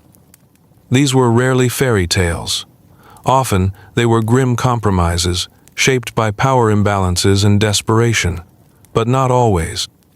There are records of prisoners who were freed out of love, or soldiers who deserted to be with the women they'd met. These stories are rare, but they remind us that even in the harshest realities, human connection could flicker through. For the lucky few who managed to stay together, life remained uncertain. Marrying a foreigner might require fleeing home, converting religions, or cutting all ties with family. Some did just that, building new lives in exile, carrying with them only memories and the hope that love could outweigh the loss. Others tried to live quietly, hiding their partner's origin, fabricating backstories to survive. But for most, the love of a foreigner was an impossible dream. Society's structures were too rigid, its walls too high. Their romances ended not with wedding bells, but with forced separations, bitter silences, or whispered regrets. And yet, the very fact that they existed, against all odds, makes them some of the most hauntingly human stories of the medieval era. Not all love waited for permission. Some couples, hemmed in by disapproving families, hostile churches, or societal barriers, took fate into their own hands and wed in secret. These clandestine marriages were acts of rebellion and devotion, but they came with consequences. In an age when marriage was a public institution, blessed and documented, to bind oneself in private was both bold and dangerous. For some, it was a path to freedom. For others, it was a sentence of ruin. Secret marriages were more common than most assume. In fact, canon law required only that both parties give verbal consent before witnesses. Technically, a couple could marry themselves without a priest. But while the church grudgingly recognized such unions, society did not. Without a formal ceremony, public witnesses, or records, a secret marriage was vulnerable to dispute. If the man later denied it, the woman could be left in disgrace. If the woman became pregnant, the shame could fall on her alone. These marriages often happened between social unequals, a knight and a maid, a merchant's son and a servant. Families on both sides might disapprove, so couples eloped or exchanged vows in quiet corners. Chaplains, sympathetic clerics, or even bribed monks sometimes officiated in secret, later facing punishment if discovered. The couple then had to pretend nothing had changed, living apart, denying their bond, while cherishing stolen hours together. Punishment for exposure varied. Noble families might annul the marriage through legal pressure. The church could impose penance, force public confession, or even exile. For women, the price was higher. They might be sent to convents, disinherited, or declared unfit for future marriage. Men might be sent to war or arranged into another union to erase the scandal. In many cases, children from such unions were considered illegitimate unless the marriage could be proven, and proof was rarely easy. Still, the emotional power of secret marriages runs deep. For those who entered them, they were sacred. They marked a choice, perhaps the only one they were ever allowed in their lives. They represented a willingness to risk everything for love, and often they were the only way for two people to be truly theirs, even if only briefly. Some secret marriages were eventually revealed and accepted. Changing fortunes, softened hearts, or strategic necessity sometimes led families to recognize the union. These were rare victories, but they reinforced the idea that love, when tenacious enough, could overcome even medieval rigidity. In literature and legend, secret marriages became powerful motifs. Think of Romeo and Juliet, whose tragedy echoes real stories whispered across medieval Europe. Behind every tale of forbidden vows lies a longing for something deeper than approval, the yearning to be seen, chosen, and bound by love alone. In a world where public displays of affection were considered scandalous, and where personal agency was often denied by class or custom, love letters became one of the few lifelines lovers had to reach each other. These weren't just tokens of affection, they were weapons of hope, declarations of rebellion, and whispers of intimacy in an otherwise suffocating world. Yet every letter carried danger.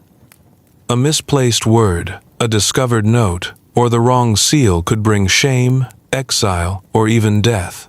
To write a love letter was not merely romantic, it was an act of courage. The format of a medieval love letter was deeply formal, structured like legal documents or religious prayers. These weren't quick scribbles passed in class or casual "I miss you" notes. They began with elaborate greetings, sometimes addressing the recipient as "light of my soul" or "my only joy in this world," followed by poetic confessions of longing. A man might compare a woman to the Virgin Mary or to a rose kissed by the morning dew. A woman might describe her suffering without her beloved as akin to a penitent soul in purgatory. These metaphors weren't exaggerations. They were the language of survival in a world where open love was rarely allowed. But it wasn't all high poetry. Lovers also included private jokes, shared memories, or coded phrases only the two of them would understand. A reference to a saint's day might recall their first meeting. A mention of the golden falcon might be a private nickname. These codes weren't just romantic, they were vital for secrecy. If a letter fell into the wrong hands, ambiguity could save reputations or lives. Delivery was its own challenge. Letters might be slipped into prayer books, sewn into garments, or delivered by trusted go-betweens. Servants, siblings, or even local clergy could play courier. But discovery was always a threat. In noble households, letters were sometimes intercepted and read aloud. Among the merchant class, a letter might ruin a business alliance. In the lower classes, a discovered note could lead to violence or disgrace. Despite the risk, lovers continued to write. Some did so daily, chronicling their emotions like spiritual diaries. Others sent only one note, a final goodbye, before being forced into a marriage, war, or monastery. There were cases where entire relationships were built only through letters, especially when physical meetings were impossible. These epistolary romances created a deep, often idealized bond, where the beloved lived in imagination, shaped by words more than touch. One of the most haunting examples comes from the 15th century, the letters of Heloise and Abelard, scholars whose affair led to brutal consequences. After being torn apart, they continued to write, wrestling with guilt, passion, and faith. Their words have outlived their lives, offering a raw window into medieval love, pain, and persistence. Sometimes, letters were destroyed immediately after reading, burned to ash or thrown into rivers. Others were kept in secret boxes, read and reread until the ink faded. A few were buried with their owners, clasped in lifeless hands or tucked into sleeves, and the rarest were passed down, hidden in old books or forgotten chests, waiting to tell their stories centuries later. In the end, a love letter was more than ink on parchment. It was a bridge across impossible distances, a rebellion against silence, and a whispered defiance of rules too rigid to contain the heart. In a society that saw marriage as final and sacred, few paths existed for love after the first bond had been severed. But despite religious restrictions and social pressure, love after loss, whether through death, annulment, or rare divorce, did happen. And for widows and abandoned spouses, the question was always the same: could there be a second chance? Widowhood was a double-edged sword. On one hand, it brought a woman more freedom than she'd ever had before. No longer under her father's roof or her husband's rule, a widow could sometimes manage her own household, lands, and finances. She could, in rare cases, choose her next partner, and for love. But on the other hand, she was often seen as damaged, suspect, or past her prime. Society was quick to assign blame to widows, especially if the previous marriage had ended in scandal or childlessness. Some widows seized this brief window of agency. There are records of noble women who remarried for affection, even to men of lower status. Others never remarried but took lovers discreetly, risking their reputations but reclaiming their emotional lives. Among the lower classes, widows might partner with familiar neighbors or old flames, forming unions that were unofficial but emotionally real. Men fared better. A widower could remarry without scandal, often quickly and without much question. For many, especially nobles, securing a new wife meant securing heirs and alliances. Yet even for men, remarrying for love wasn't always easy. families still weighed in, especially when wealth or status was at stake. A nobleman marrying a tavern maid, even if genuinely smitten, risked ridicule and rejection. Divorce in the modern sense was almost non-existent. The church allowed annulments under specific conditions, non-consummation, consanguinity, or fraud, but even these were hard to prove, and often required bribes or high-ranking connections. Once granted, annulment erased the marriage legally, but not emotionally. It often came with shame, exile, or rumors of wrongdoing. Still, some used creative paths. A few faked their own deaths. Others joined monasteries, essentially declaring their romantic lives over to avoid scandal. But these were drastic choices. For the majority, love after marriage meant secrecy, especially if one's first spouse was still alive. There were rare triumphs. A woman thought barren in one marriage might find joy and children in the next. A man scarred by war and loss might find peace in the company of a compassionate widow.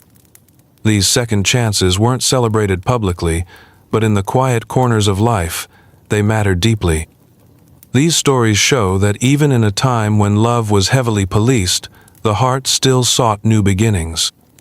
And while the rules rarely changed, people found ways to bend them, stretch them, or quietly ignore them for a shot at happiness, however fleeting. In an era where love often played second fiddle to politics, economics, and family honor, one outlet offered lovers a voice that couldn't be silenced: poetry. Romantic verse, particularly that which followed the ideals of courtly love, became a powerful and subtle weapon for expressing passion, longing, and heartbreak. From castle halls to traveling troubadours, these verses didn't just entertain, they carried coded messages, sparked hidden relationships, and laid bare emotions that society would never tolerate spoken aloud. Courtly love was a concept born in the courts of 12th century southern France, spreading across Europe through the songs of troubadours and the writings of poets. It idealized the unattainable. A knight pining for a lady above his station, a woman admired from afar and never touched, love that remained pure because it was never consummated. These stories celebrated emotional suffering as noble. The deeper the pain, the truer the love. The more impossible the romance, the more beautiful it became. Poets wove elaborate metaphors comparing love to battle, imprisonment, or pilgrimage. A woman's glance could pierce like a blade, her silence could freeze the sun. Knights offered their hearts as captives, swore loyalty unto death, and boasted of lovesick fevers.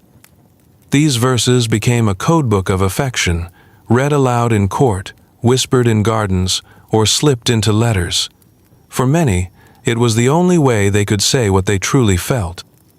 Romantic poetry was often anonymous or attributed to fictional characters, allowing lovers to hide their identities while still sending messages. A man might compose a verse to the Lady of the Red Cloak, knowing she alone would understand the reference. A woman might respond with a riddle of her own, stitched into embroidery or tucked between the pages of a prayer book. These exchanges were not just art, they were lifelines. Women were not only muses, but also creators. Some of the most poignant poems of the period were written by women, noblewomen, nuns, or widows, who turned their experiences of desire, loss, and isolation into lyric form. In cultures that denied them legal and personal freedom, poetry became a space where they could shape their own narrative, even if only in secret. Of course, not all poetry was sweet or sentimental. Some verses were satirical, mocking the absurdity of arranged marriages or the hypocrisy of chaste love. Others were deeply erotic, using metaphor to veil lustful desire in socially acceptable imagery.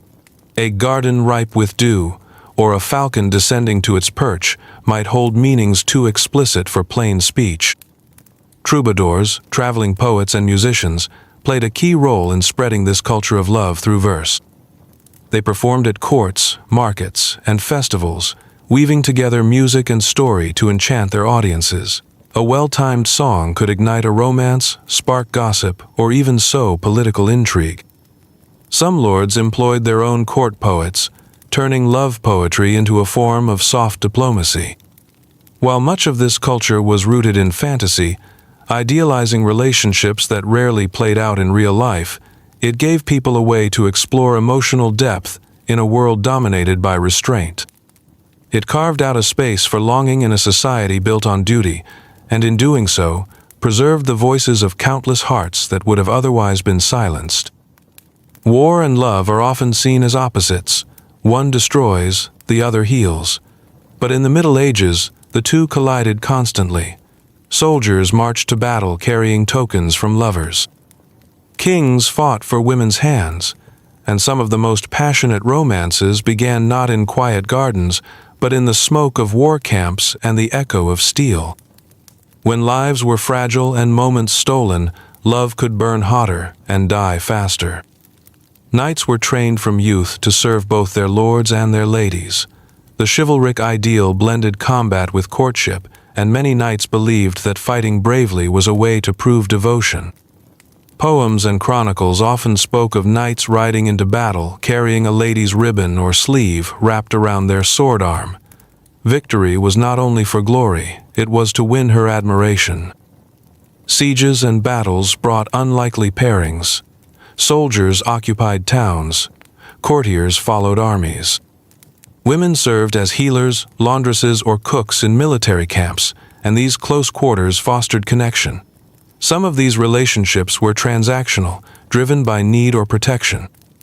But many were genuine, built on shared danger and whispered promises beneath the stars. Love during war was often fleeting. A soldier might leave behind a pregnant lover, never to return. A lady might watch her betrothed die before they could marry. Letters became vital again, carried across enemy lines or hidden in supply wagons. A letter from a soldier was more than news. It was proof of life, a fragment of hope. There are accounts of couples who met during military campaigns and later married, defying expectations. A knight falling for a peasant woman who nursed his wounds. A lady eloping with a captured enemy soldier. These were rare and often ended in scandal, but they endured in folklore, cherished as tales of love's triumph over war. Some romances were purely political. Noble families forged wartime marriages to seal alliances. A captured lord might be released on the condition he marry into the victor's house. For those involved, this could mean safety or entrapment. Love might be part of the equation, or not at all. And then there were the spies, those who used romance as a tool of war. Courtiers seduced for secrets. Ladies manipulated men for political gain. Trust and betrayal danced together. It was dangerous, but in a world where survival often depended on cunning, love could be both shield and sword. The battlefield was not a place for fairy tales, but within the blood and chaos, human hearts still sought connection. Lovers carved names into trees, kissed before dawn raids, and clung to each other on borrowed time. In the midst of ruin, love became a defiant act of hope. In the medieval world, where spoken affection was often forbidden or dangerous, music became a safe and powerful channel for lovers to express their desires. It flowed through the great halls of castles and drifted over tavern rooftops. It was subtle enough to pass under watchful eyes and strong enough to stir even the most guarded hearts. Music could praise a lady without naming her, protest a forbidden love without implicating its participants, and rekindle hope in a world that offered little room for romance on one's own terms. The art of musical courtship was largely shaped by the troubadours and minstrels who composed and performed lyrical poems, often accompanied by lutes, harps, or flutes. These songs typically celebrated the ideals of courtly love, noble suffering, emotional longing, and distant admiration. A troubadour might sing of a lady whose gaze shames the moonlight, or of a love hidden behind stone walls and guarded hearts. These metaphors allowed performers to touch on real feelings while shielding their subjects behind poetic illusion. Nobles hired musicians not only for entertainment but to send messages. A lord might commission a song for his beloved, instructing the bard to perform it during a feast where she was present. The song would never name her, of course, but her blushes, or lack thereof, would be watched closely. Some women commissioned music as well, either through influence or subtle patronage, placing songs into the air like paper boats drifting toward hidden lovers. In villages and towns, music was more direct. Young men played flutes or fiddles beneath a maiden's window, signaling interest through melody. Folk songs doubled as flirtation tools, with bawdy lyrics and playful back-and-forth structures. Singing and dancing were central to festivals, creating rare spaces where men and women could interact more freely. In these moments, a shared dance might be the closest thing to a date. A duet, the medieval version of a love confession. Music also played a critical role in storytelling. Ballads recounted legendary romances, Tristan and Isolde, Lancelot and Guinevere, offering models of passionate love, doomed but beautiful. These tales echoed the listener's own silent struggles and gave emotional context to a world where affection had to be hidden or denied. For those separated by distance, music could become a gift. A song composed and delivered by a trusted bard served as a kind of audio letter. Some noble courts even had favorite romantic tunes, and lovers would exchange versions or verses of these to mark special moments or send subtle reassurances. But music was not without danger. Jealous rivals could use songs to expose secret romances. Spurned lovers might spread mocking ballads, damaging a reputation. And the church often condemned overly sensual music, especially if it stirred passions or praised human beauty too openly. Clerics preferred hymns and chants, and discouraged laypeople from indulging in carnal melodies. Still, music thrived. It lived in whispers, in echoes, in notes plucked beneath dark windows or sung into the wind across lonely hillsides. It offered lovers a language no gatekeeper could ban, no chaperone could censor. Even today, the spirit of medieval romance survives in the songs they left behind, heartbeats of a world where love was bound by rules, yet always found a way to speak. In an age when science and mysticism walked hand in hand, astrology held tremendous sway over the lives of medieval people, including their affairs of the heart. While today horoscopes might be seen as entertainment, in the Middle Ages they were a serious tool used by scholars, clerics, nobles, and even monarchs to make decisions about marriage, fertility, and romance. The alignment of the stars wasn't just symbolic, it was believed to dictate destiny. Court astrologers consulted charts to determine whether a couple's union was cosmically favorable. A lord might refuse to allow his daughter's marriage if Mars and Venus were in conflict, or might delay a wedding until Jupiter entered a more auspicious house. Astrological compatibility wasn't merely personal, it was political. A poor match could be blamed for infertility, misfortune, or even war. Young people seeking love might consult local mystics or village-wise women, asking which signs to avoid or which moon phase favored attraction. Books of love astrology circulated among educated circles, blending classical knowledge from Ptolemy with medieval Christian adaptations. These texts taught that Leo men were bold but selfish lovers, while Pisces women were emotional but prone to betrayal. Whether true or not, these descriptions shaped how people viewed their own hearts and those of others. Birth charts were essential. A suitor might secretly obtain a woman's birth date to create a synastry chart, mapping their stars against hers. If their destinies aligned, the suitor gained courage. If not, he might fall into despair. Even rumors of bad astrological pairings could end engagements. The influence was that strong. Astrology also influenced how people interpreted emotional experience. A sudden passion could be blamed on Venus in ascendant. Unfaithfulness might be excused as a Saturnian affliction. This blending of celestial logic with human behavior offered a way to discuss and understand love in a language that transcended mere feelings. For many, it gave structure to the chaos of desire. Some viewed astrology with suspicion. The church often warned that relying too heavily on the stars was heresy, edging into paganism. Yet even clerics quietly consulted astrological calendars, especially when love and politics were tangled together. There are even records of women timing their flirtations to coincide with favorable planetary movements, or of men offering gifts on astrologically potent days, hoping to win affection through celestial luck. These actions may seem fanciful now, but to medieval minds, they were deeply rational, based on the belief that everything, even the heart, moved in harmony with the heavens. In this way, astrology became not just a tool, but a language of love. It gave hope when reason failed, explanation when pain struck, and permission when society said no. Whether it brought lovers together or drove them apart, the stars always seemed to have something to say. In a society where expressing romantic intent was tightly controlled and heavily scrutinized, lovers turned to symbols, silent, elegant, and often misunderstood by outsiders. Among the most powerful of these was the medieval language of flowers, a covert method of sending messages through carefully chosen petals. To a stranger, a bouquet might appear decorative or innocent.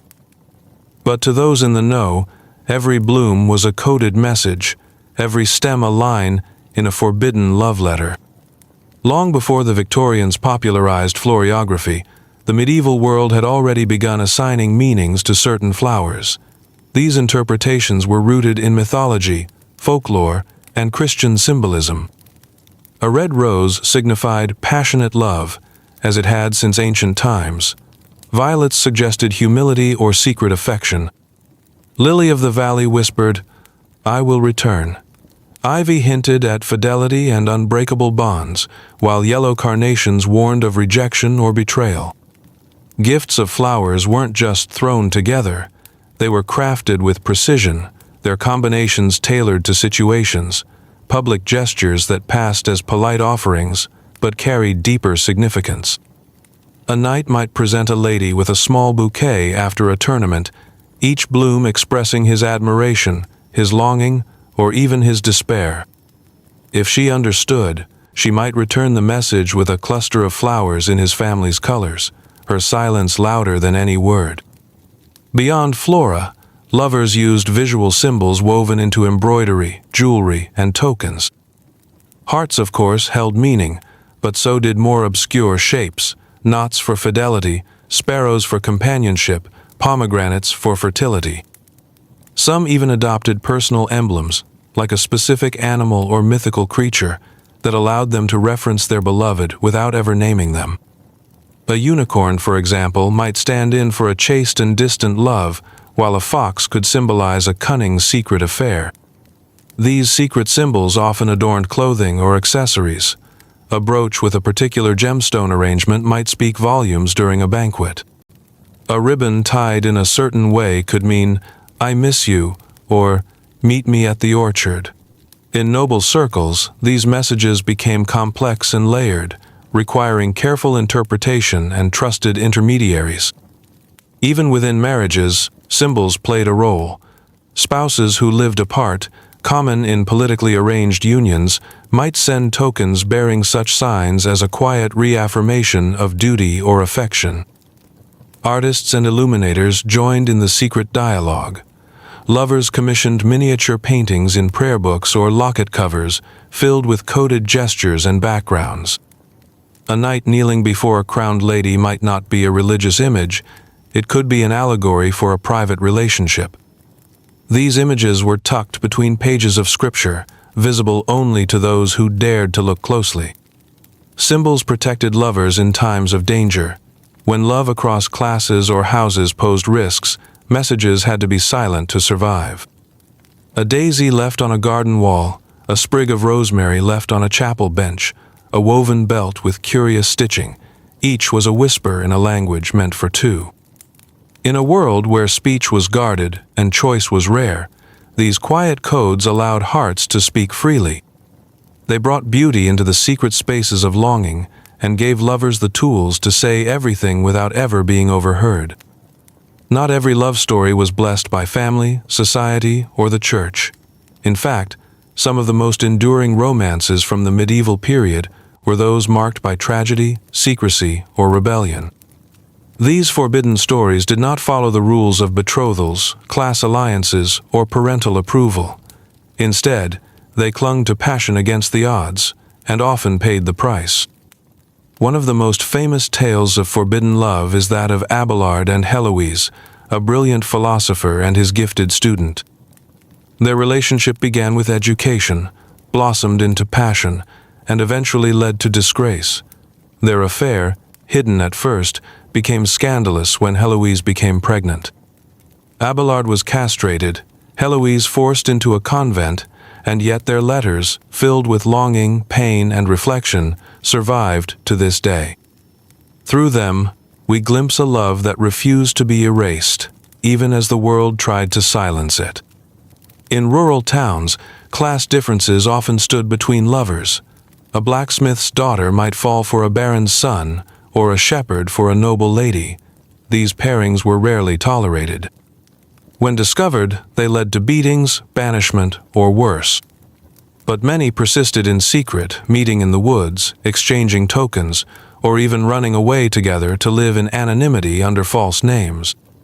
Religious life posed another barrier.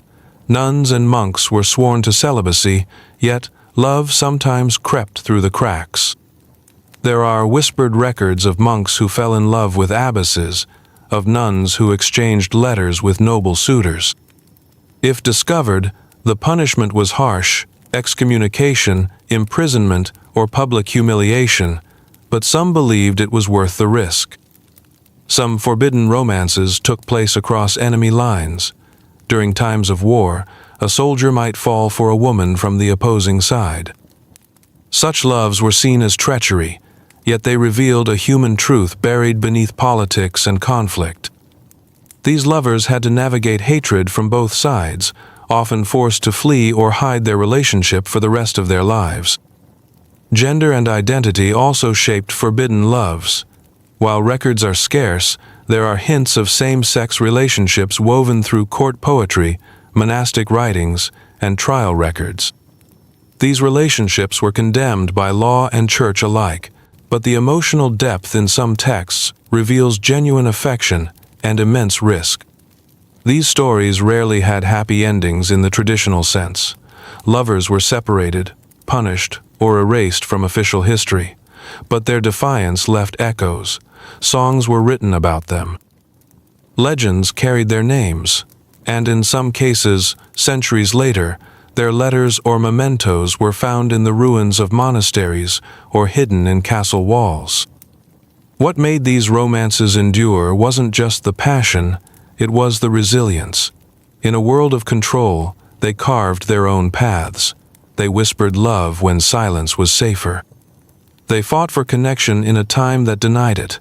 Their stories may be shrouded in mystery and myth, but the emotions remain painfully real. Religion shaped every facet of medieval life, and romance was no exception. Love, lust, marriage, and even friendship were all measured against the moral framework dictated by the church. This wasn't just about sin and virtue, it was about control, hierarchy, and obedience. Romantic feelings weren't necessarily condemned, but they were expected to serve a higher purpose, reinforcing social order and divine will. Passion, if unregulated, was dangerous. The church understood this and moved swiftly to tether love within its doctrine. Marriage, in theory, was a sacred sacrament, a holy union ordained by God, yet in practice, it was deeply entangled with politics and property. The church required that both parties consent to a marriage, a surprisingly progressive notion for the time. However, that consent was often manipulated or coerced, especially in noble families. The religious ceremony sanctified unions arranged for alliance, land, or status. Love, if it bloomed, was a fortunate accident, never the goal. Romantic desire outside of wedlock, particularly among the laity, was considered sinful.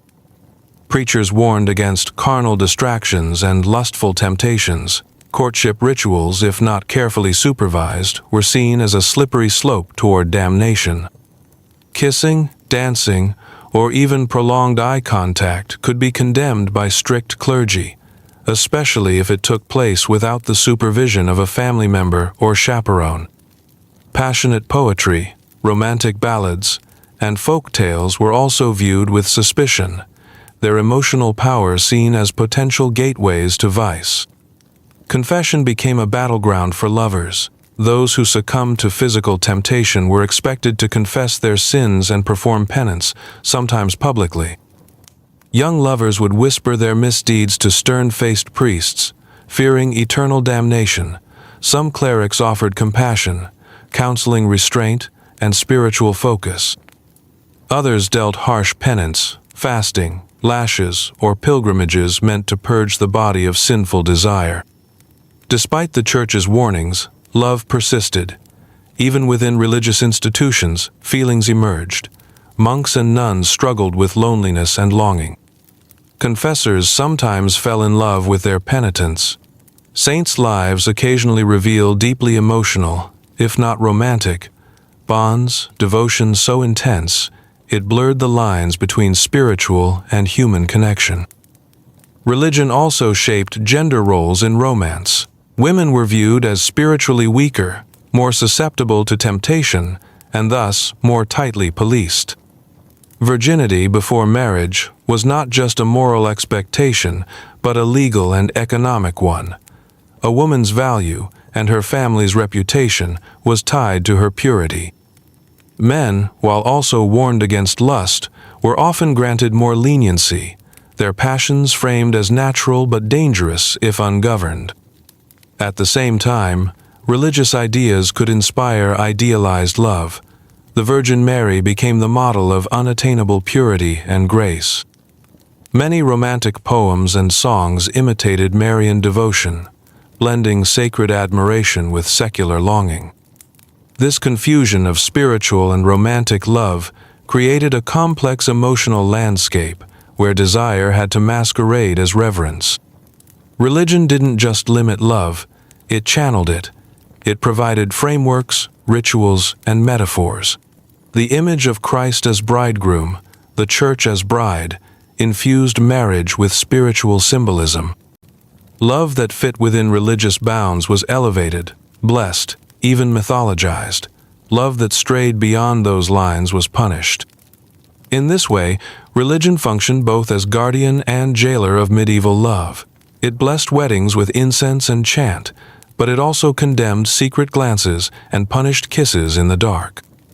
And yet, despite the rules, human hearts still reached for one another, in church pews, in whispered confessions, in hidden letters tucked beneath altar cloths. Love in the Middle Ages was never private. Every glance, every rumor, every note passed behind closed doors could become a weapon. In tightly knit communities and high-stakes courts alike, a misplaced whisper or stolen kiss could destroy lives.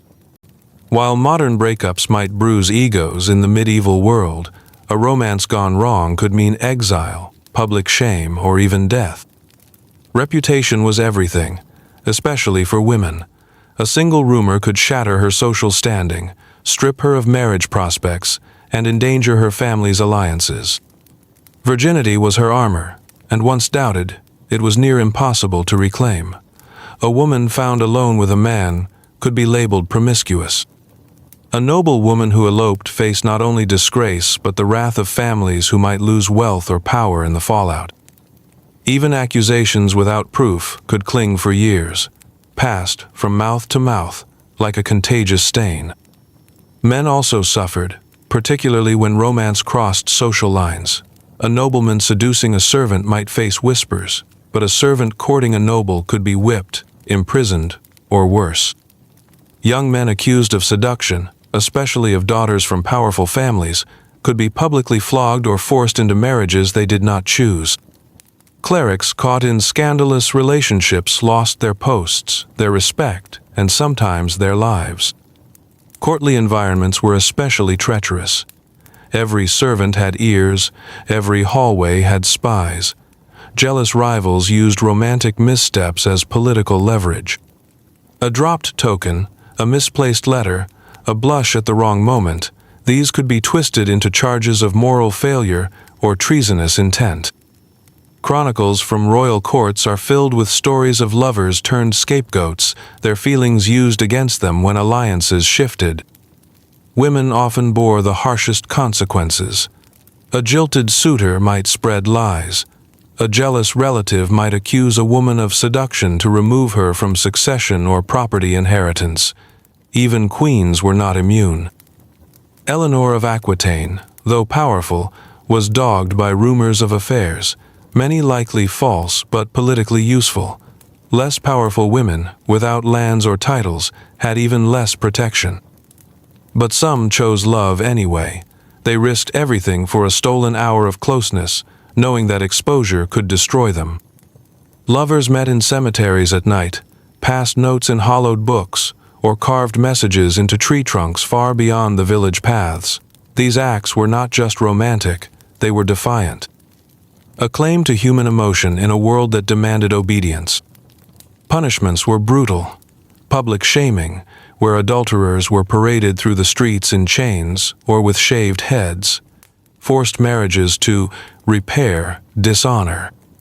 Banishment from the town or expulsion from the monastery. In extreme cases, execution. These were not just about morality, they were warnings to others. Step out of line and suffer. The stories of ruined reputations remain etched into medieval chronicles and poems. They're reminders that love, in that era, was never a game. It was a gamble, and the cost of losing was steep. Love was rarely simple in the medieval world, but nothing complicated it more dangerously than when it tried to cross class boundaries. Medieval society was rigidly stratified, with peasants, merchants, clergy, knights, and nobles, each belonging to their own sphere, and romance was expected to remain firmly within those lines. But the heart, as always, had other plans. And when a low-born man dared to love a noblewoman, or a lady's maid found herself enchanted by her master, it set the stage for a romance as volatile as it was forbidden. The risks were immediate. A peasant caught courting a noble's daughter could be imprisoned, maimed, or killed. The imbalance of status meant that even rumors of impropriety could trigger swift and violent consequences. Families guarded their bloodlines jealously, fearing the dilution of social rank and the threat of inheritance complications. Marriage was not about love, it was about alliances. And alliances could not be built on the backs of those deemed lesser. Yet stories persisted. A young falconer who tended a noble lady's birds might linger too long in the aviary. A washerwoman might capture the heart of a grieving widower. Sometimes, these stories were fleeting, a stolen kiss, a forbidden glance, but others unfolded over years, carefully hidden behind locked doors, fake errands, and trusted go-betweens. Some of these romances became local legends, immortalized in ballads sung by minstrels who dared to tread the line between scandal and celebration. These tales painted the low-born lover as gallant, the noble heart as kind, and the world as unjust for keeping them apart. But real life offered no such poetry. Most who pursued love across classes ended in separation, humiliation, or punishment. The very clothes people wore served as barriers. Sumptuary laws dictated what each class could wear, making it nearly impossible for a commoner to pass as noble. And even when a noble fell in love with a lower status partner, the shame fell harder on the one with less power. Women especially were vulnerable, painted as seductresses or fools, cast out without support if their high-born lovers abandoned them. In rare cases, love defied the odds. A wealthy merchant might buy a title and elevate a beloved to noble status. A knight might win land and favor through military service, earning the right to propose. But these were exceptions. Most lovers who tried to bridge the class divide did so at great personal cost, socially, financially, even spiritually. The church often frowned on such unions, seeing them as disruptive to divine order. Still, these relationships held an emotional depth born of desperation and secrecy. Letters hidden in baskets of bread, midnight meetings at the edge of the forest. Whispered vows in a language no one else could understand. Their love had no protection, but it burned fiercely all the same. And it asked a simple question that still echoes today. Can love truly exist where power is so uneven? In the medieval world, the answer was often cruel. But the attempts, tragic, brave, foolish, speak to something deeply human, a longing to connect, even when everything says you shouldn't. In the medieval world, love didn't just belong to two people, it belonged to entire families. Every romantic connection was a thread woven into a broader tapestry of legacy, loyalty, and reputation. Family honor stood as a towering force in courtship, dictating who could love whom, when, and how. One wrong match could ruin generations. One misstep could plunge a household into disgrace. And because of that, young hearts often had to beat in time with their parents' ambitions, not their own desires. Marriages, especially among the nobility, were arranged with meticulous care. Fathers negotiated contracts, weighed dowries, and assessed bloodlines. Mothers advised daughters on which alliances would strengthen the family's standing. Uncles, aunts, cousins, all weighed in. Love was considered only if it served the family's interest. Any union that weakened a family's power was forbidden, regardless of affection. If a daughter defied these expectations, the fallout could be swift and severe. A noble girl eloping with someone deemed unworthy could be disowned, her dowry revoked, her name struck from family records. Sons who refused politically advantageous marriages might find themselves stripped of inheritance or sent to distant outposts as punishment. Family honor was not just about status, it was survival. Land, titles, and alliances were all at stake. Even among peasants and merchants, honor mattered. A girl who was seen as promiscuous might doom her siblings' prospects. A boy who broke off an engagement without cause could provoke feuds that lasted for years. Families guarded their reputations jealously, and any behavior that cast doubt on virtue or stability was dealt with harshly. In many cases, love had to be filtered through the approval of elders. Courting was supervised, letters were intercepted, and meetings were arranged in the presence of witnesses. Some families employed marriage brokers who facilitated acceptable matches. Even when love did blossom, it had to be shaped into something that fit within the family's image. This pressure created a paradox. Families expected affection to develop eventually, but only within the framework they provided. Young people were told to love wisely, which meant loving obediently. Those who didn't conform faced not only disappointment, but often isolation. Some were locked away in convents. Others were married off hastily to erase scandal. A few took desperate measures, running away, entering the church, or worse. Despite this, family pride could also protect love. Once a match was approved, even against initial resistance, the couple often enjoyed full support.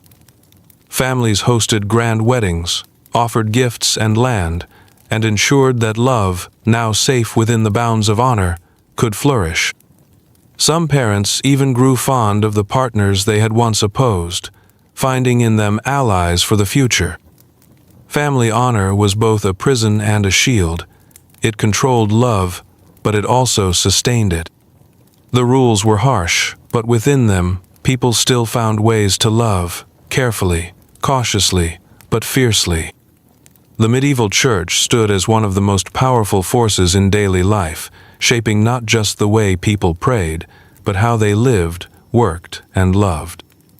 Marriage, as far as the church was concerned, was a sacred bond, a reflection of divine order. But even with its vast reach and strict rules, love sometimes refused to bow to holy authority. And when it did, the consequences could be devastating. One of the church's core rules was that marriages had to be sanctioned by a priest and, eventually, held in public.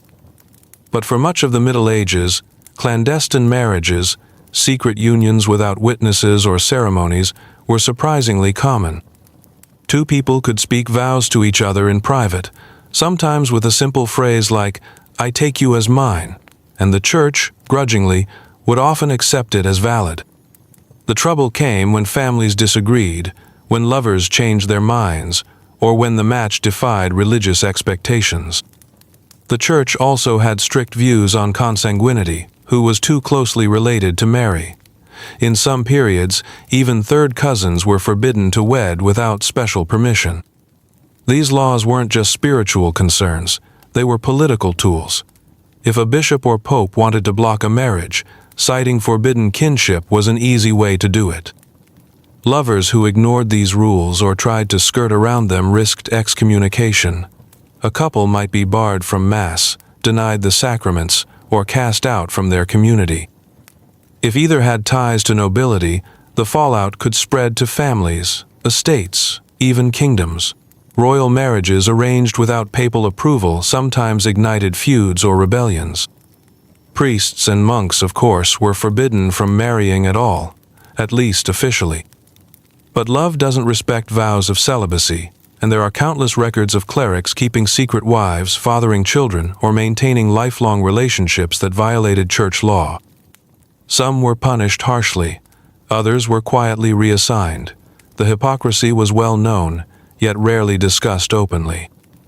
Then there were the lovers whose relationships challenged the church on deeper levels, same-sex couples, for example, or those who refused to marry at all. Though rare in surviving records, hints of these relationships exist in poetry, letters, and court testimonies. When discovered, the church acted decisively. These were not just sins, they were seen as threats to the entire moral structure of society. Yet defiance remained. Lovers wrote code into poems, carved their names into hidden places, fled across borders in pursuit of freedom.